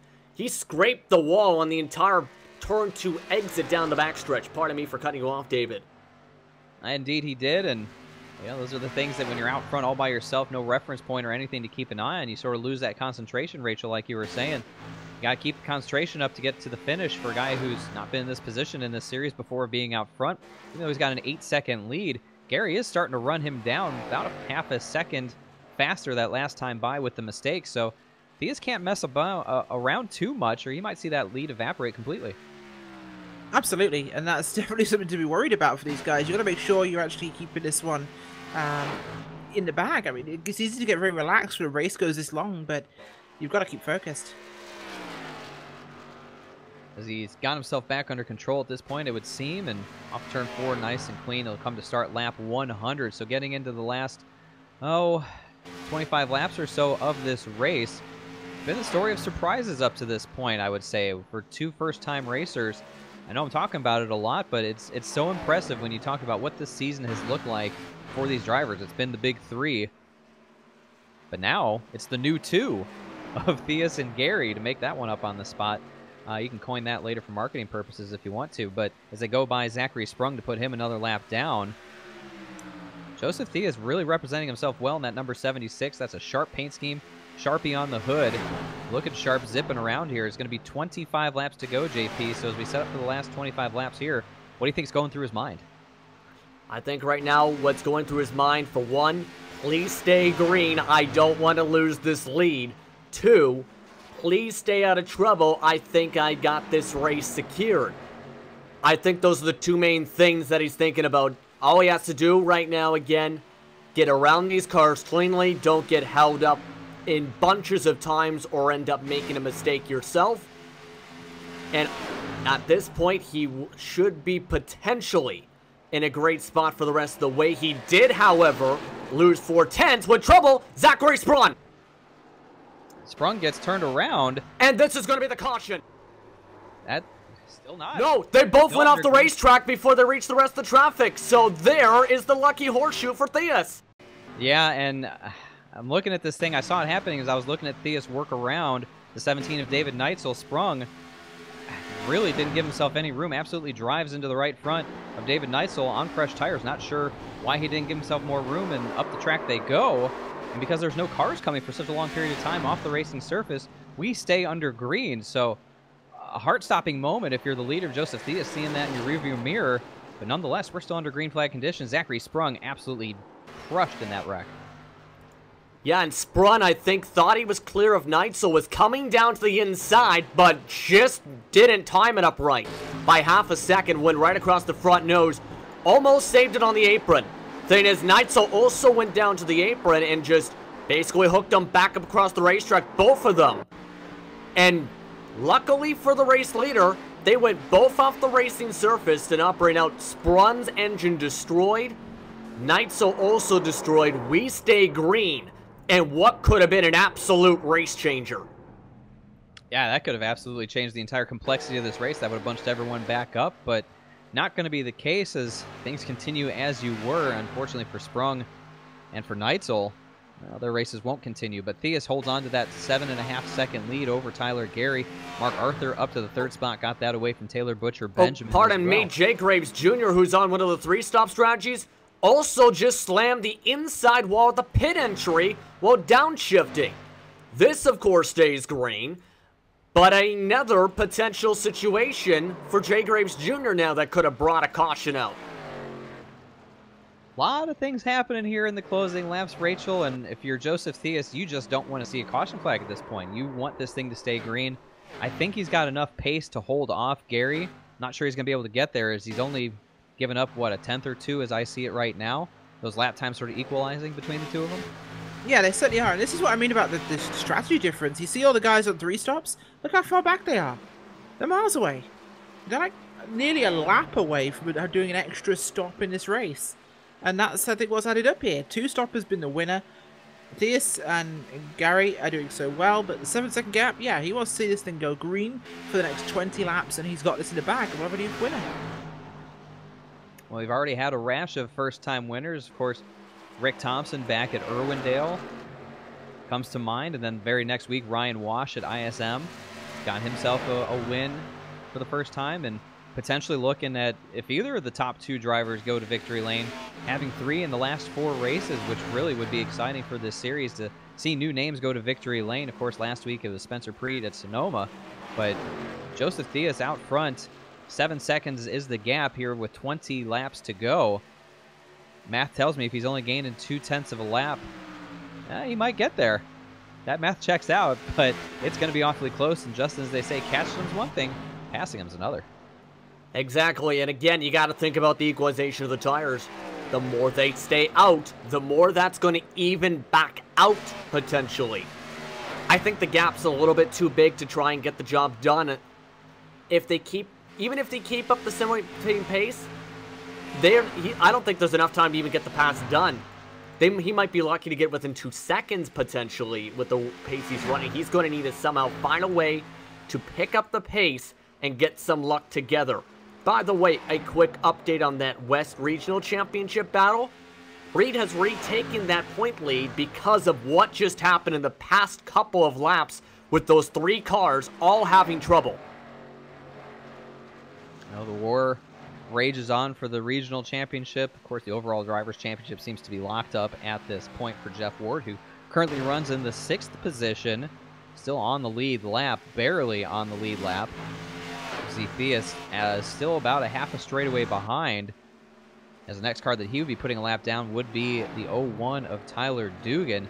Dugan and Ward not too far off of the front nose of the leader, so we talked about it not too long ago, Rachel, of Jeff Ward potentially looking at going a lap down. He's picked up the pace considerably and is holding everything at bay, and he's even picked up a spot getting around Dugan.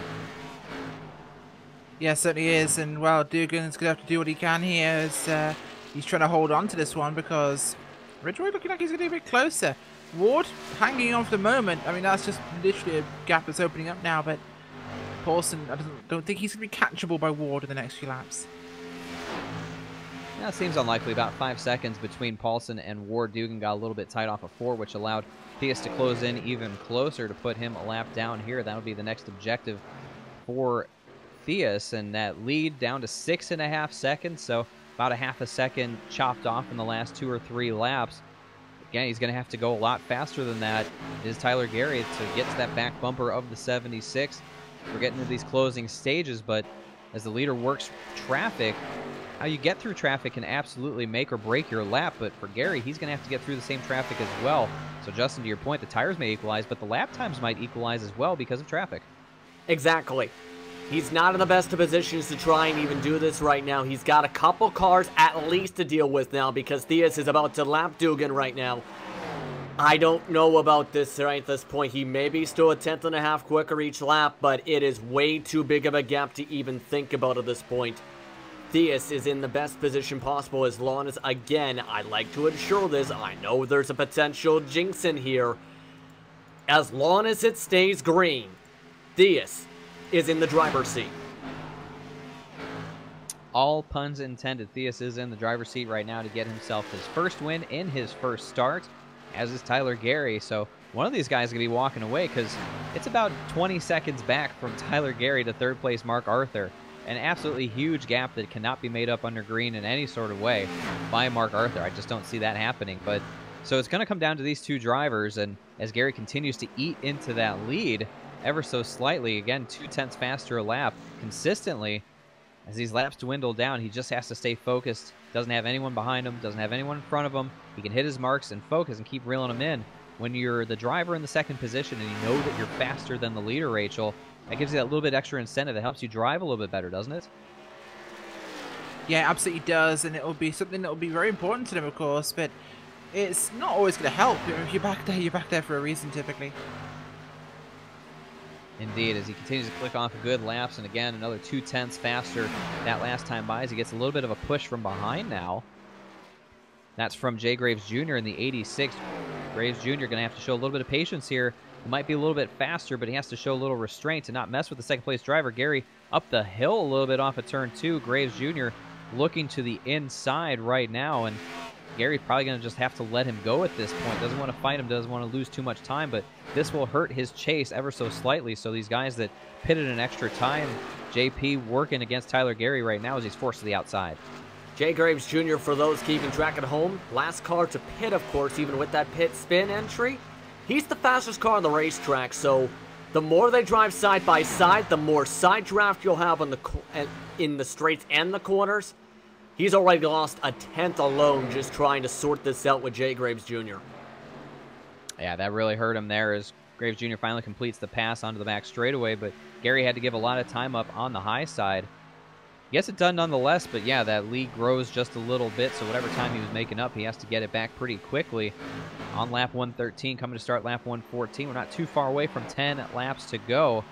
Gary continues to close in and gets a little bit of sniff of that draft as Jay Graves Jr. drives away ever so slightly. If he's got anything left in his bag of tricks, he's going to have to find it here, but there's really not that much you can do as a driver to make up time here at Auto Club Speedway, is there? No, absolutely not. And it's one of those tracks where time is so critical and gaining it back is so hard. It's just a big track, and it makes it very difficult, especially on older tyres that there'll be now. It's a position where the cars just aren't really wanting to gain time. You're struggling to hold on to it.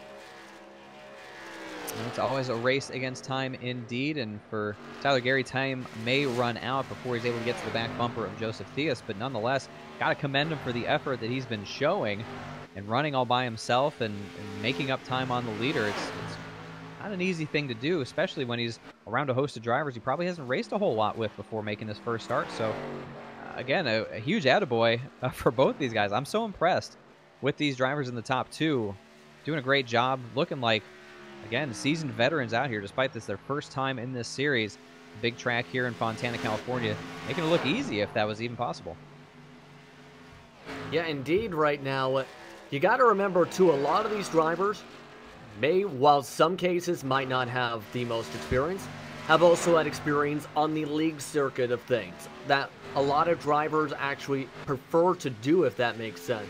And it's essentially to try and race with the drivers they know that are going to be the ones they enjoy racing against, rather.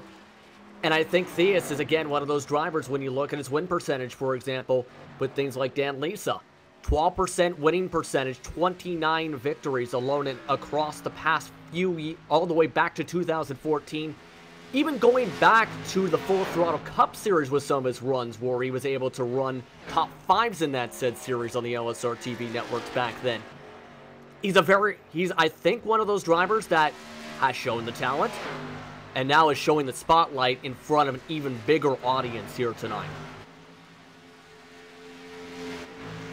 Yes, it is. As this track is certainly made for an interesting race, and I'm surprised it's been so green with the crashes we've had. But look, Tyler Gary just giving up more time there as Matt Ridgway got around him.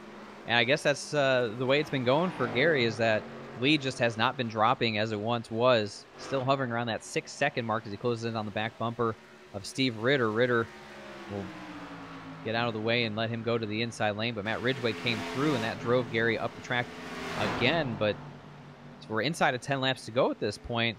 Green all the way from start to finish. That would be a wonderful way to close this season out as they start racing in front of Gary. That's Ridgway and it's Paulson. I believe that's Dugan as well that they're working past. But Ridgway threw into the 10th position on the last 2 laps down. Dugan 7th, 1 lap down. Jay Graves Jr. 13th, 3 laps down. So 3 drivers right there, JP, on different laps, but still racing it out. Yeah, there's a whole, again, it shows the different strategies and a surprisingly, potentially all the way to the finish green flag race tonight, pending something crazy doesn't happen. I think a lot of drivers, I don't think, expected to go towards this direction. Yes, Auto Club is one of those tracks where you have the chance of maybe 1 or 2 cautions at the very most because of how much space there is and how much spaced out you can be with the Xfinity cars, to be specific. But tonight, I think a lot of drivers just didn't expect that strategy to go that way. And the ones that did, again, lost too much time to even have a chance to even touch Theus and Gary tonight in terms of pace. The 3-stop did not work, and it wasn't going to work in the first place with all the drivers that were on the 2-stop. Going to have the freshest tires by at least 20 laps if there was trouble. I'm not sure you could ever go into a race expecting there to be no cautions. I think sim racing has proven over the years that that's not always the best endeavor to approach it with. As I look at Joseph Theus now put Jeff Ward a lap down going into turn 1. Here will be 5 laps to go next time by, but for the first time this season, Jeff Ward will go a lap down on the racetrack under green flag conditions. He'll fight back to the inside. A little crossover move down the back straightaway. Perhaps initiating the rookie a little bit to earn that pass to put the championship contender down a lap, but Jeff Ward not rolling over. Theus now on the outside, looking to get that good run. Good side-by-side battle off turn 4. Jeff Ward having a little bit of fun here in the closing laps.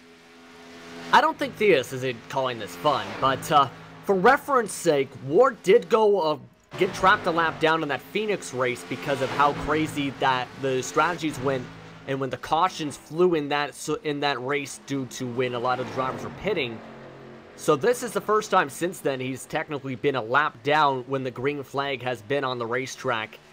I don't think there's been that many times other than that I can remember that he's been a lap down or been out of a race. Not really, no. I mean, it's a very unusual situation that we've seen these guys this far back, but it's given us a chance to look at new guys coming forwards. Yeah, to answer that question, he's only finished twice outside 40, 39, 38, or 37 points. That's first through fourth. The first race of the season at Daytona, and basically the last race at Sonoma where he had some ups and downs, rather, if I'm looking at this right. No, pardon me. Just Daytona, actually, is the only time he has not finished in the top 4 all season. This will be just the second time all season he's not done that. No, like I said, the model of consistency indeed. We're coming to 3 laps to go, this time by for Joseph Theus, as he has indeed put championship driver Jeff Ward a lap down. That's got to feel pretty good to come out in your first race looking at a checkered flag, and to put the guy who's about to win the championship a lap down under green flag conditions shows the pace of that 76. Very impressive, as his lead still sits at about 6 seconds over Tyler Gary. So it's been a job well done here tonight for Joseph Theus. Looking forward, if he does hold on to this win, to talking to him after the race, talking to your top 3 finishers along with the championship winner. So definitely don't go anywhere after the checkered flag has flown here tonight. But for Theus, an absolute clinic on that 2-stop strategy. Rachel really did a nice job. Yeah, absolutely did, and it's exactly what I think was the best strategy for this race, because less time in pit road, more time on the track. The tyres can handle it here at Auto Club. It's a pretty good momentum track, and in the night time, it's probably the best call. Daytime, 3 probably would have worked best, I think, but in the night time, it's cooler, tyre wear's lower. Yeah, 2-stop was the call. I think everyone's book of experience just got a little bit bigger after this race here tonight. Something to keep in mind. Should this series ever come back to this track in these conditions under the lights, you know what you can and can't get away with. Something that none of these drivers, I think, are going to forget. The fact you have a completely green race start to finish, JP. You learned a lot of things over the course of that race, but nonetheless, it's going to be white flag this time by for Joseph Theus. Yeah, and essentially an endurance race, essentially. More than 90 minutes under the green flag conditions. These drivers, some of them are going to be happy it's done. Some of them are going to be happy they're in victory lane. White flag up in the air. It's been a very long season up to this point. 19 weeks leading up to tonight, culminating in championship night here at Auto Club Speedway in Fontana, California. A couple new names showed up here, currently running 1-2, but one man that stood above them all. He's had himself an up and down night, but nonetheless down the back straightaway for the last time. The driver of the 76, that Sharpie Chevy Camaro, in full control of this race, got the strategy right, held on to the lead, and maintained it in the closing laps through 3 and 4 for the final time. For his first start in the Dr. Squatch Pro Series presented by SESRA, it's going to be Joseph Theus winning the Empire Graphics 250, and Jeff Ward across the line to be the 2018-2019 Series champion. Wow, what a great race to cap off this season. Jeff Ward up alongside the race winner. He's through. Got to be feeling really good about everything that happened here as we close the books on this season, Rachel. It's over. Jeff Ward is the champion, but a first-time winner in his first race in Joseph Theus. Absolutely fantastic showing from Theus, and he'll be a great one to look forward to and see what he can do in the future, especially next season. But a season has finished, a fantastic season at that, with some ups, some downs, some crazy moments, and some phenomenal racing.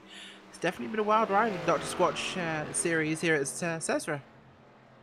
We'll take a look at the full field rundown on the other side of the commercial break. Don't go anywhere. You're watching coverage of the Dr. Squatch Pro Series presented by SESRA right here on your home for live sim racing, LSRTV. Joseph Theus, your winner here tonight, going to burn him down on the front stretch alongside your champion, Jeff Ward.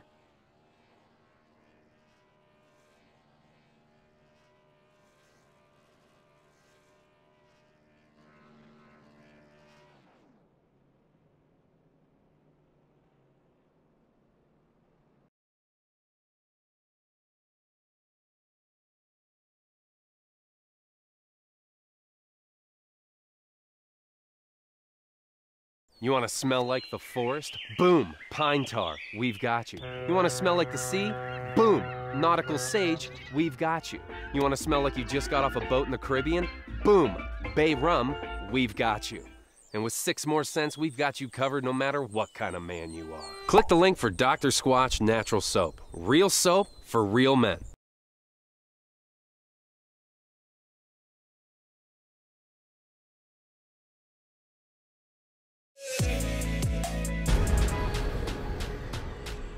The most realistic online racing sim ever made. This is iRacing. Detailed laser scan tracks, fully dynamic real world cars, and over 50 series to choose from. 6 online world championships offering over $100,000 in annual prizes. This is the original esport racing game. This is iRacing.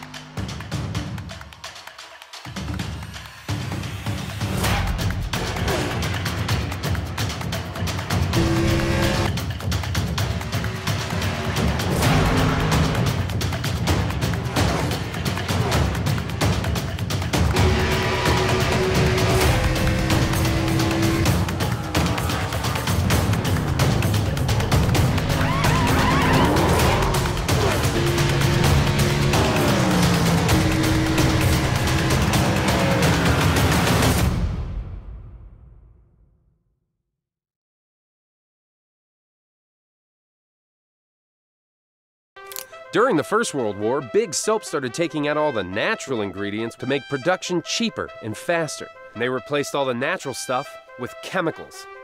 Chemicals like sodium lauryl sulfate, parabens, and dioxane. Chemicals linked to depression, liver damage, cancer, and low sperm count. And worst of all, dry skin. Oh. Your poor balls, all dry, empty, and sad. Click the link for Dr. Squatch Natural Soap. Real soap for real men.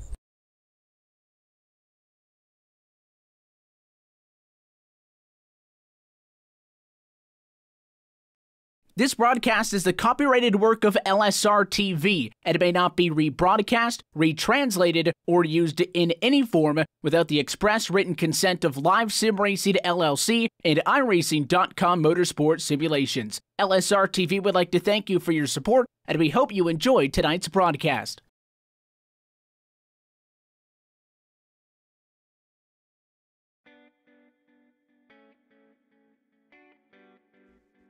Welcome back to the Auto Club Speedway. The Empire Graphics 250 is complete. Let's take a look at your Ford Entertainment Group full race results.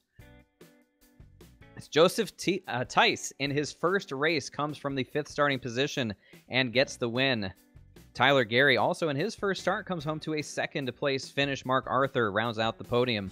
Taylor Butcher Benjamin in 4th. Derek Paulson rounds out the season with the top 5. Last car on the lead lap. Jeff Ward, championship winner, finishes 6th. Tyler Dugan in 7th. Mike Montesi 8th. Samuel Baumgarten in 9th. And Matt Ridgway rounds out the top 10. Spencer Pre came away 11th with Jason Taylor 12th. Jay Graves Jr. in 13th. Steve Ritter and John Johnson round with the drivers 3 laps down to the top 15 with Jason Anderson in 16th. Justin Calvin, he made it to the finish 13 laps down and spun out on the last lap in 17th. David Neitzel DNF 24 laps down after that crash we seen on the exit of turn 4. Zachary Sprun DNF 2 laps earlier due to engine, not just a blown engine from said wreck, but a destroyed suspension. Sonny Thompson rounds out the drivers for tonight, finished 20th. Had issues at the start of the race. Issues compounded into sitting on top of the pit wall. Not a good way to finish off a race. That's been a look at your Ford Entertainment Group race results. Remember, Ford Entertainment Group PC been serving the iRacing community with custom-built affordable computers specifically built and tuned for iRacing. Go to fegpc.net, mention code LSRTV, get your build quoted today for PCs fitting every budget from $540 and up. That's fegpc.net, promo code LSRTV. Without further ado, let's talk to a first-time winner coming out here at the Auto Club Speedway. putting a pretty good race on for himself. Joseph Tice, congratulations. You are the winner of the Empire Graphics 250. How does that sound in your first start? Well, that sounds pretty sweet. I love green flag races. They're my favorite, and this was a lot of fun. Just showing up, I certainly didn't expect to win, but yeah, I can't top that by any means. So walk us through the strategy. Obviously, the two-stop strategy played out for you. You end up winning by 5.5 seconds over another first-time starter in Tyler Gary. But walk us through the race. What was your approach? How did you get that lead? Yeah, it's a pretty good race. I started in the top 5 or 6, and had stuck there in third for a while, and I got the lead there, and then Tyler got me right before the first pit stop, and I guess there was a couple strategies. Some were 30, 60, 90, and then I pitted 42, 84, and I guess Spencer and Tyler, I guess they ran the tank dry. I was a little surprised. But yeah, when I came out after the second stop and I had a good gap, I was wondering, I was like, well, if they catch me before I pit for my final time, the strategy probably isn't going to work. And when I made my final pit stop, I still had about 3 seconds on them. So I was feeling pretty good at that point. Well, you certainly made it work, Green, from start to finish. Rare thing to see, but you played the strategy perfectly. And for those who aren't familiar with you, and many who are tuning in for the first time tonight haven't seen your name before, tell us a little bit about yourself, where you came from, and can we look forward to seeing more of you here in the SESRA series in the future? Yeah, so I'm a 37. I've got a wife and kids, and thankful that they all allow me to come here and have fun on nights like this. And I'm from Arkansas, and I just signed up for SESRA. I've watched several of y'all's streams, and I noticed they've got some pretty good talent, and it was pretty entertaining watching. And so I signed up, and thankful to Jason and Matt. They were telling me, he's like, well, why don't you just start the last race? And I was like, well, sure, I'm all up for racing. And so thankful to them for letting me race. And yeah, I'm really looking forward to next season now. Well, you led 88 laps. You made it look really good out front. So I'll give you the opportunity to say hello and thank you to friends, family, sponsors, and everyone else who helps you get into victory lane in your first start here tonight. Yeah, like I said, first and foremost, thank my wife and kids for allowing me the time once or twice a week at night to come do this and have fun. And again, thank you to the SESRA admins for allowing me to race tonight. I wasn't expecting it. I actually signed up for the M series, and they said, well, why don't you race our last race? And so I'm appreciative to them, and always thankful for a good broadcast. Like I said, I've definitely watched several of them. So, but anyway, yeah, that's about it. Well, perfect batting average here, 1 for 1 on the 2018-2019 season. That's Joseph Tice, your winner here tonight at Auto Club Speedway. Congratulations, great job, and we'll look forward to seeing you in the coming season. All right, thanks, guys. Second place finisher Tyler Gary's up next, and he's caught up with Rachel Whiteford. Sydney has. Well, thanks for joining us, Tyler Gary. As tonight you come home second place, and it was a fantastic race. Top result for you there, and a track that's very unusual. The conditions out there with an interesting strategy. I asked too many questions at once. We'll start with, how was your race? Pretty good race, especially for my first one. I wasn't expecting too much out of this, just a solid top 10, top 5, whatever the best result I could get. Definitely pretty happy with this one that I got tonight. It certainly is, of course. And the two-stop tonight seemed to be definitely the way forwards. Was that something you planned to do from the start? Oh yeah, looking at how long the field run was, if we went green the whole way, it was definitely a two-stop race. Some of the guys that made 3 stops, I think, were punished. And the guys that took 2 stops, definitely more better strategy, I think. It certainly looked that way, of course. And as it stands, of course, you're heading into next season. Are you planning on running full-time then? If I can find a ride, if someone's willing to offer me a ride, I'd definitely be willing to run this. From what I've heard, it's a really fun league, and definitely was tonight.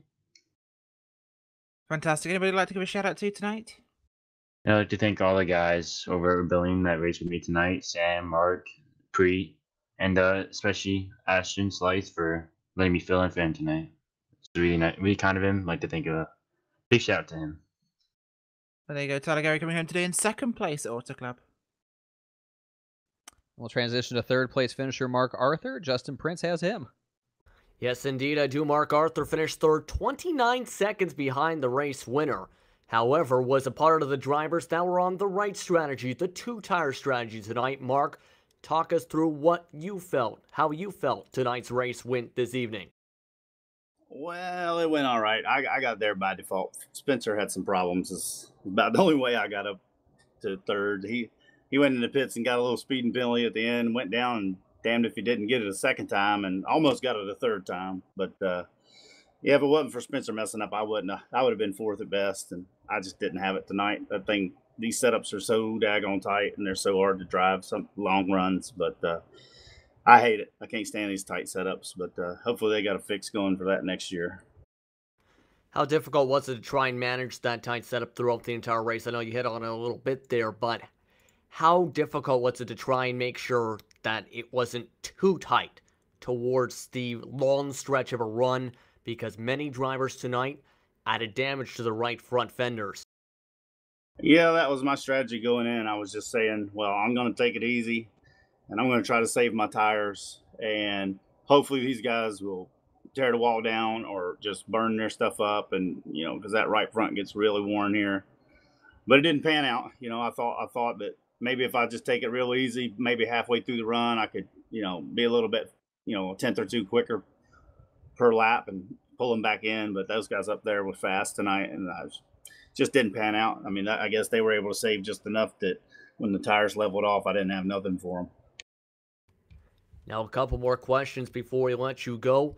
You quietly, throughout the season, came away with a top 5 points finish. How does it feel to be in the top 5 in points at the end of the season after a long season here in the SESRA series? Yeah, it feels pretty good. I mean, there's a few people that came late that probably would have knocked me out of the top 5. Some of them got removed, like last week. I hate that for Cozy that he got removed. He's such a good driver and has such a large fan base. I wish that didn't happen, but I kind of shook my head when the interview was going on last week, thinking, "Oh, here we go." And sure enough, But I hate that because Cozy is a good guy. Regardless of what he's said and done, he's just very passionate, and sometimes that gets him in trouble. But live by the sword, die by the sword kind of thing. But I don't know. I think there's going to be a lot more competition in the pro series they're going to put on, especially if they do some different setups, that can actually turn off the corner. I think the competition will tighten up quite a bit. I hope that's what they do, because I don't know if any of you've driven these iRacing setups. I don't know who's making them, but they feel so good entering a corner, and time you get to the middle and just touch the gas, that thing just shoves the nose like it has no tires on the front of it. They're just really horrible on long runs. As someone who's driven these setups, the best message I've heard is safe for the first 10 laps, you're faster for the rest of the way. But I want to ask you before we let you go on your way, is there anyone you want to thank for being a part of your run for the top 3 tonight and the top 5 in the point standings overall this season? Yeah, I want to thank Rebellion Racing, all the guys that I've been in there with, Cozy, Spencer, Gilbert, Travis was in there for a while, Dugan. All those guys are really great guys. I'm not going to be part of Rebellion next year. Some of us decided to step away because we got a little bit of a bad rap going on, and I don't like that. And so we're going to try to clean our own personal images up next season and see what happens from there. But I'd like to thank Dr. Squatch, of course, for taking on the series and being a sponsor on my car. If any of you have never tried it, man, you really got to get some of that soap. It's like the best soap. Not just saying that because they're on my car. I mean, I'm literally in love with that soap. It's like gets me cleaner than any soap I've ever had in my life, and they don't have all the chemicals and stuff in there. And if you've never had anything, use SESRA 15 to get 15% off with first order. And LSR, of course, always put on a great broadcast, and SESRA, those guys do an outstanding job. Some of us get a little ticked off at some of the rules at times, but most of the rules has always panned out pretty daggone good and been a pretty interesting season. And I can't wait for the next season. And they're going to do an open setup K&N series, which I'm really excited for that too. First time I've actually heard about that as well. I'm interested to see how that goes, but we better let you go. Congratulations on the 3rd place finish. Congratulations on a good season overall this year, Mark. Thank you, Justin, Rachel, David, Brett. Thank you all. That was Mark Arthur coming away third tonight. David, I believe you have a special guest ready to jump up and celebrate. Indeed, I do. The time has come to talk to your 2018-2019 Dr. Squatch Pro Series presented by SESRA champion, Jeff Ward. And Jeff, hanging on by a thread, barely made it into this race. Some people didn't even think you were going to show up, but you made it in, came home to a sixth-place finish. But more importantly, you are the champion of the series. Walk me through your night. Yeah, David, this is a really special one here because of all the trouble we had to go through to get in here. And I don't even know if you can hear me real well. The mic, this mic was giving me trouble all night, and I tried to get it as loud as I could. But wow, what a night! We started off had heavy storms come through, and had a lot of technical difficulties from that. Actually went out and got a generator to get things going, and the generator stopped running, a brand new generator. So just one thing after another, I finally ended up at my dad's house and was able to get the game installed on here and get on here just in time to take the green flag, which is pretty much all we needed with the amount of cars that showed up. So what a night, man. I'm really happy with this. It's bittersweet because I was able to spin this one with my dad. He's actually sitting right next to me the whole race, and ran it on his rig, which it was tough. It's an OG27 wheel, and I was knocked the wall down a few times. Just wasn't used to it. My legs were all bent up, but was able to get it done and actually got a sixth place there. And I think me and Derek may have got the team championship there as well. So what a day, what a night. Couldn't be happier.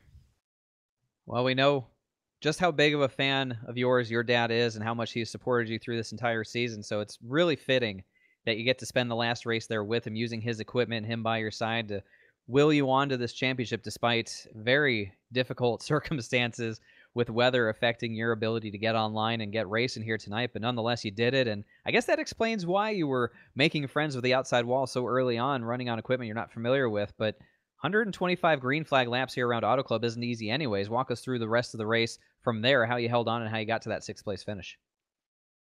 Yeah, that's crazy that tonight was the one that went green all the way through because it was wearing me out racing on this equipment. I really needed a caution to kind of catch my breath and ultimately to get back to those guys because we knocked the wall down. I needed to fix some damage to be in contention. But like I said, just being able to get in the top 10 was quite an accomplishment there. And I wouldn't change it for nothing. The way this whole day went, the way the season went, it's been a great season for us battling with Preet. Some of the other guys, and it's really been competitive. I look forward going into the 2019 season. Hopefully we can repeat. It's going to be tough. This one about wore me out all season. I'd like to try to have a little more fun in the next one because there's times where it was so tough that I didn't even have a blast in some of those races. So maybe we could change that, have some fun, and if luck's on our side, maybe get another one next year. 20 races in the books, a lot of wins for you, and I said you were the model of consistency throughout the season to get yourself into the position that you are now as the champion of this series. So as the champion, what does that mean to you, for the fans watching at home and for everyone who comes back and watches it later on, and for you when you reflect on this going forward? What does that title mean to you to be the champion of this series? I think this championship here means more to me than any I've gotten. I haven't gotten a lot, maybe a couple, but this one here definitely is means the most to me. Like I said, being with my dad here, and just the whole season felt good because me and Derek put this team together, and there was never really any drama. We worked great together all year on strategy and just camaraderie and just whatever you need to be a good team. We had it. And just looking back, some of these kids, they got good reflexes, and 19, 20-year-olds, and I kind of feel like I'm getting up there in the sim racing age, 34, but still young, but a lot of these guys are real young, real fast, and I'm sure it's not the end as far as racing. We'll race for a long time, but getting up there in age and getting to where it's tough to run with these younger cats. So this one feels good, and we're definitely going to be doing some celebrating tomorrow night going into the weekend. There'll be some beers drank, and it's you know, at the end of the day, I guess some people say it's just a sim, but right now it sure don't feel like it. It feels good. So looking forward to next season. Well, a great stat line for you in this series, this season specifically, 6 wins to your credit, and a championship to top it all off. So, Jeff, for the last time this season, I'll give you the opportunity to say hello and thank you to those who make everything possible for you, all the wins and this championship in this series. Yeah, first off, big thanks to you guys there doing the broadcast all season. This one's going to be interesting to go back and watch for sure. Just thanks to Loud Pedal Motorsports, there's guys behind the scenes that you guys don't really get to see too often. We got 7 or 8 other drivers that run at other places, so big thanks to them. Our team owner Brian, Michael Krobach, and just everybody behind the scenes there. Thanks to Dr. Squatch for coming on board this year. Just go to www.drsquatch.com, check out what they got there as far as soap and other accessories. And thanks to Victor at V2 Designs. He painted my cars for me there. A couple of the schemes I had from getting the post. So thanks for him to put in the hard work to get me the race schemes ready. And just got to say thanks to just friends and family. And again, just to echo what I said earlier about my dad being here. So thanks to him. And that's about it. Well, there he is, your 2018-2019 Dr. Squatch Pro Series presented by SESRA champion Jeff Ward. Congratulations. Job well done. Enjoy the brief offseason, and we'll look forward to seeing you in the full 2019 season. Yeah, big thanks to SESRA, too. Don't want to forget them. Awesome league. Thanks, David. A very happy and deserving champion indeed in Jeff Ward. And before we go, one last interview to get underway. Speaking of next season, we'll bring in the admin, one of the admins for this series, Mr. Jason Anderson. Jason, the season's in the books. Looking back on it, we got a champion in Jeff Ward. What are your thoughts as we've now closed the book on the 2018-2019 schedule? Oh, well, I mean, nothing stops up here. We've got pretty much halfway through this season. We really liked this group of guys. We really liked what we had kind of put together, and so we just started planning all the way up to like 2021, I think, schedule-wise, for some new series, some continuing the Dr. Squatch Pro Series. So the first thing we got out of the gate is going to be the our SESRA GT3 3-hour event. It's kind of a single race event. We got up some cool prizes for that, and it's mainly the same group of guys, you know, the same names and faces you've been seeing, but they're going to be in the GT3 cars and on the road course. So that's pretty exciting. And beyond that, looking forward to something that was already referenced one time earlier on the schedule, the AM series, and then after that, the next iteration of the Pro Series. What can you tell us about those two? Yeah, so what the AM series came from was the Pro Series is it's organized by owners and charters. And so owners buy up our charters, they find drivers, they find talent, they find people that are going to mix well with us and how we run things. And when they, you know, a lot of the drivers are owners themselves, but we do have some owners that don't even, you know, compete in iRacing. And so they were kind of needing a way to kind of choose drivers that have been vetted, that kind of know our rule system, know what we're looking for, and have the talent for what we're wanting. And so that's where the AM series is. So it's kind of a place for them to kind of scout out the new drivers, anyone that's wanting to race with us, and work their way in. So it's kind of our pipeline series. But that's a 10 race series, and it starts in street stocks, and we go to super lates, K&N trucks, and Xfinity cars to finish it off. And so you kind of see the drivers progress and they get better racing together, and that's kind of the whole point of that. And from there, then leading into the next iteration of the Pro Series, when does that get started, and where can people find out more about it? So we have a awesomely updated Facebook page. Anything you want to know about SESRA, anything about our schedules, news coming out, that's going to be on our SESRA Facebook page. We got our website, www.sesra.club, and we keep those up to date as much as we can with the new info. But the Dr. Squatch Pro Series, which is going to be the 2019, even though this series carried over, this season carried over, but the 2019 Dr. Squatch Pro Series, it's going to kick off June 27th. As far as I know, we're planning on having it here on LSRTV. So we're going to kick that off with Daytona. A lot of our drivers, for anyone keeping track, we got some drivers swapping teams. Going to be some new guys kind of grouped together. So I think it's going to be a blast to kind of see how well the same group of driver works with different teammates, different personalities moving into the next series. My understanding is this series will be officially moving over to the iRacing Esports Network for the next version of the Pro Series. So we'll be part of LSRTV, but on the iRacing Esports Network indeed, and looking forward to continuing coverage over there sometime later in the summertime. But Jason, congratulations on a job well done for this entire season. We have a very deserving champion, some first-time winners, including one here tonight.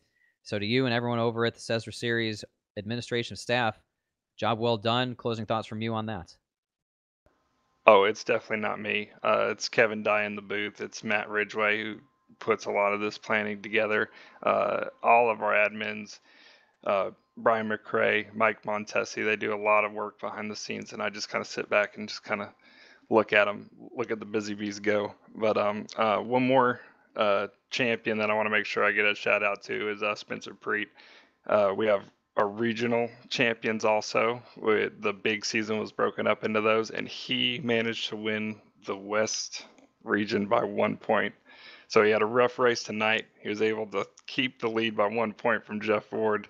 And so he's our West Regional champion, even though Ward got the big prize. Indeed. Thank you for pointing that out. So congrats to Spencer Preet for winning the West Regional Championship. A little consolation for the season. And Jason, from all of us to you, job well done again, and we'll look forward to seeing you soon. Yeah, thanks, guys. Series admin Jason Anderson talking about what's on the horizon for this great series, and time for us to close it out. But Rachel, before we do, I'll give you an opportunity to reflect on what we've seen over the last 20 weeks. It's been a fantastic series here with SESRA, and Dr. Squatch coming on board has been fantastic for them. Honestly, I hope the best for next season. These guys have put on a great show, and I'm looking forward to see what comes next. Justin, I'll extend the same opportunity to you as well. Yes, I can't wait to see what happens with the next season. It's going to be a heck of a wait, yes, at least a few months, but it's been a wild season to say the very least, with wild characters, wild races, and some very strong performances overall by a lot of the drivers. Again, have to give congratulations to drivers like Ward, Preet, etc. that were dominant and showed pace from the get-go this season. It's just to see how things carry on, though, for the 2019 iteration of the series. Gonna be very interesting. And on top of that, says we're also going old school at the same time. That's something to watch for a bit too. So gonna have two different series at the same time, says we will, to watch out for once the June corridor begins. A lot of great racing action still to come this year for the fine folks over at the SESRA series, with Dr. Squatch on board and their various racing series as well. But that will wrap things up for us here for the 2018-2019 schedule, at least. We'll look forward to seeing you in the future over on the iRacing Esports Network. And we want to say a big thanks to you for making us a part of your Thursday, wherever you may have been tuning in from all season long. And, of course, a big thanks to the team that makes it possible. Brett Wheeler, our producer through thick and thin, has done a phenomenal job all year long. Big thanks to Rachel Whiteford, Justin Prince, Evan Pasoko, and the rest of the LSRTV gang, everyone who helped play in and bring this thing to the air week after week. But for me, David Schildhouse, I'll say a big congratulations to first-time race winner Joseph Tice, and a very big congratulations to series champion Jeff Ward. We'll look forward to seeing you in the summer. Thanks for tuning in with us on your home for live sim racing, LSRTV. Listen up. The soap you shower with? It's You probably haven't even questioned what bar of soap you lather up with. Let's face it, most guys don't. They're still using whatever bar their mommy bought for her little man. Is that what you want? To smell like mama's little man? Ugh. But now you can upgrade your shower game with Dr. Squatch Natural Soap. Click the link for Dr. Squatch Natural Soap. Real soap for real men. Or don't, and continue to be mommy's little helper. The following is a special presentation of iRacing on LSRTV, your home for sim racing.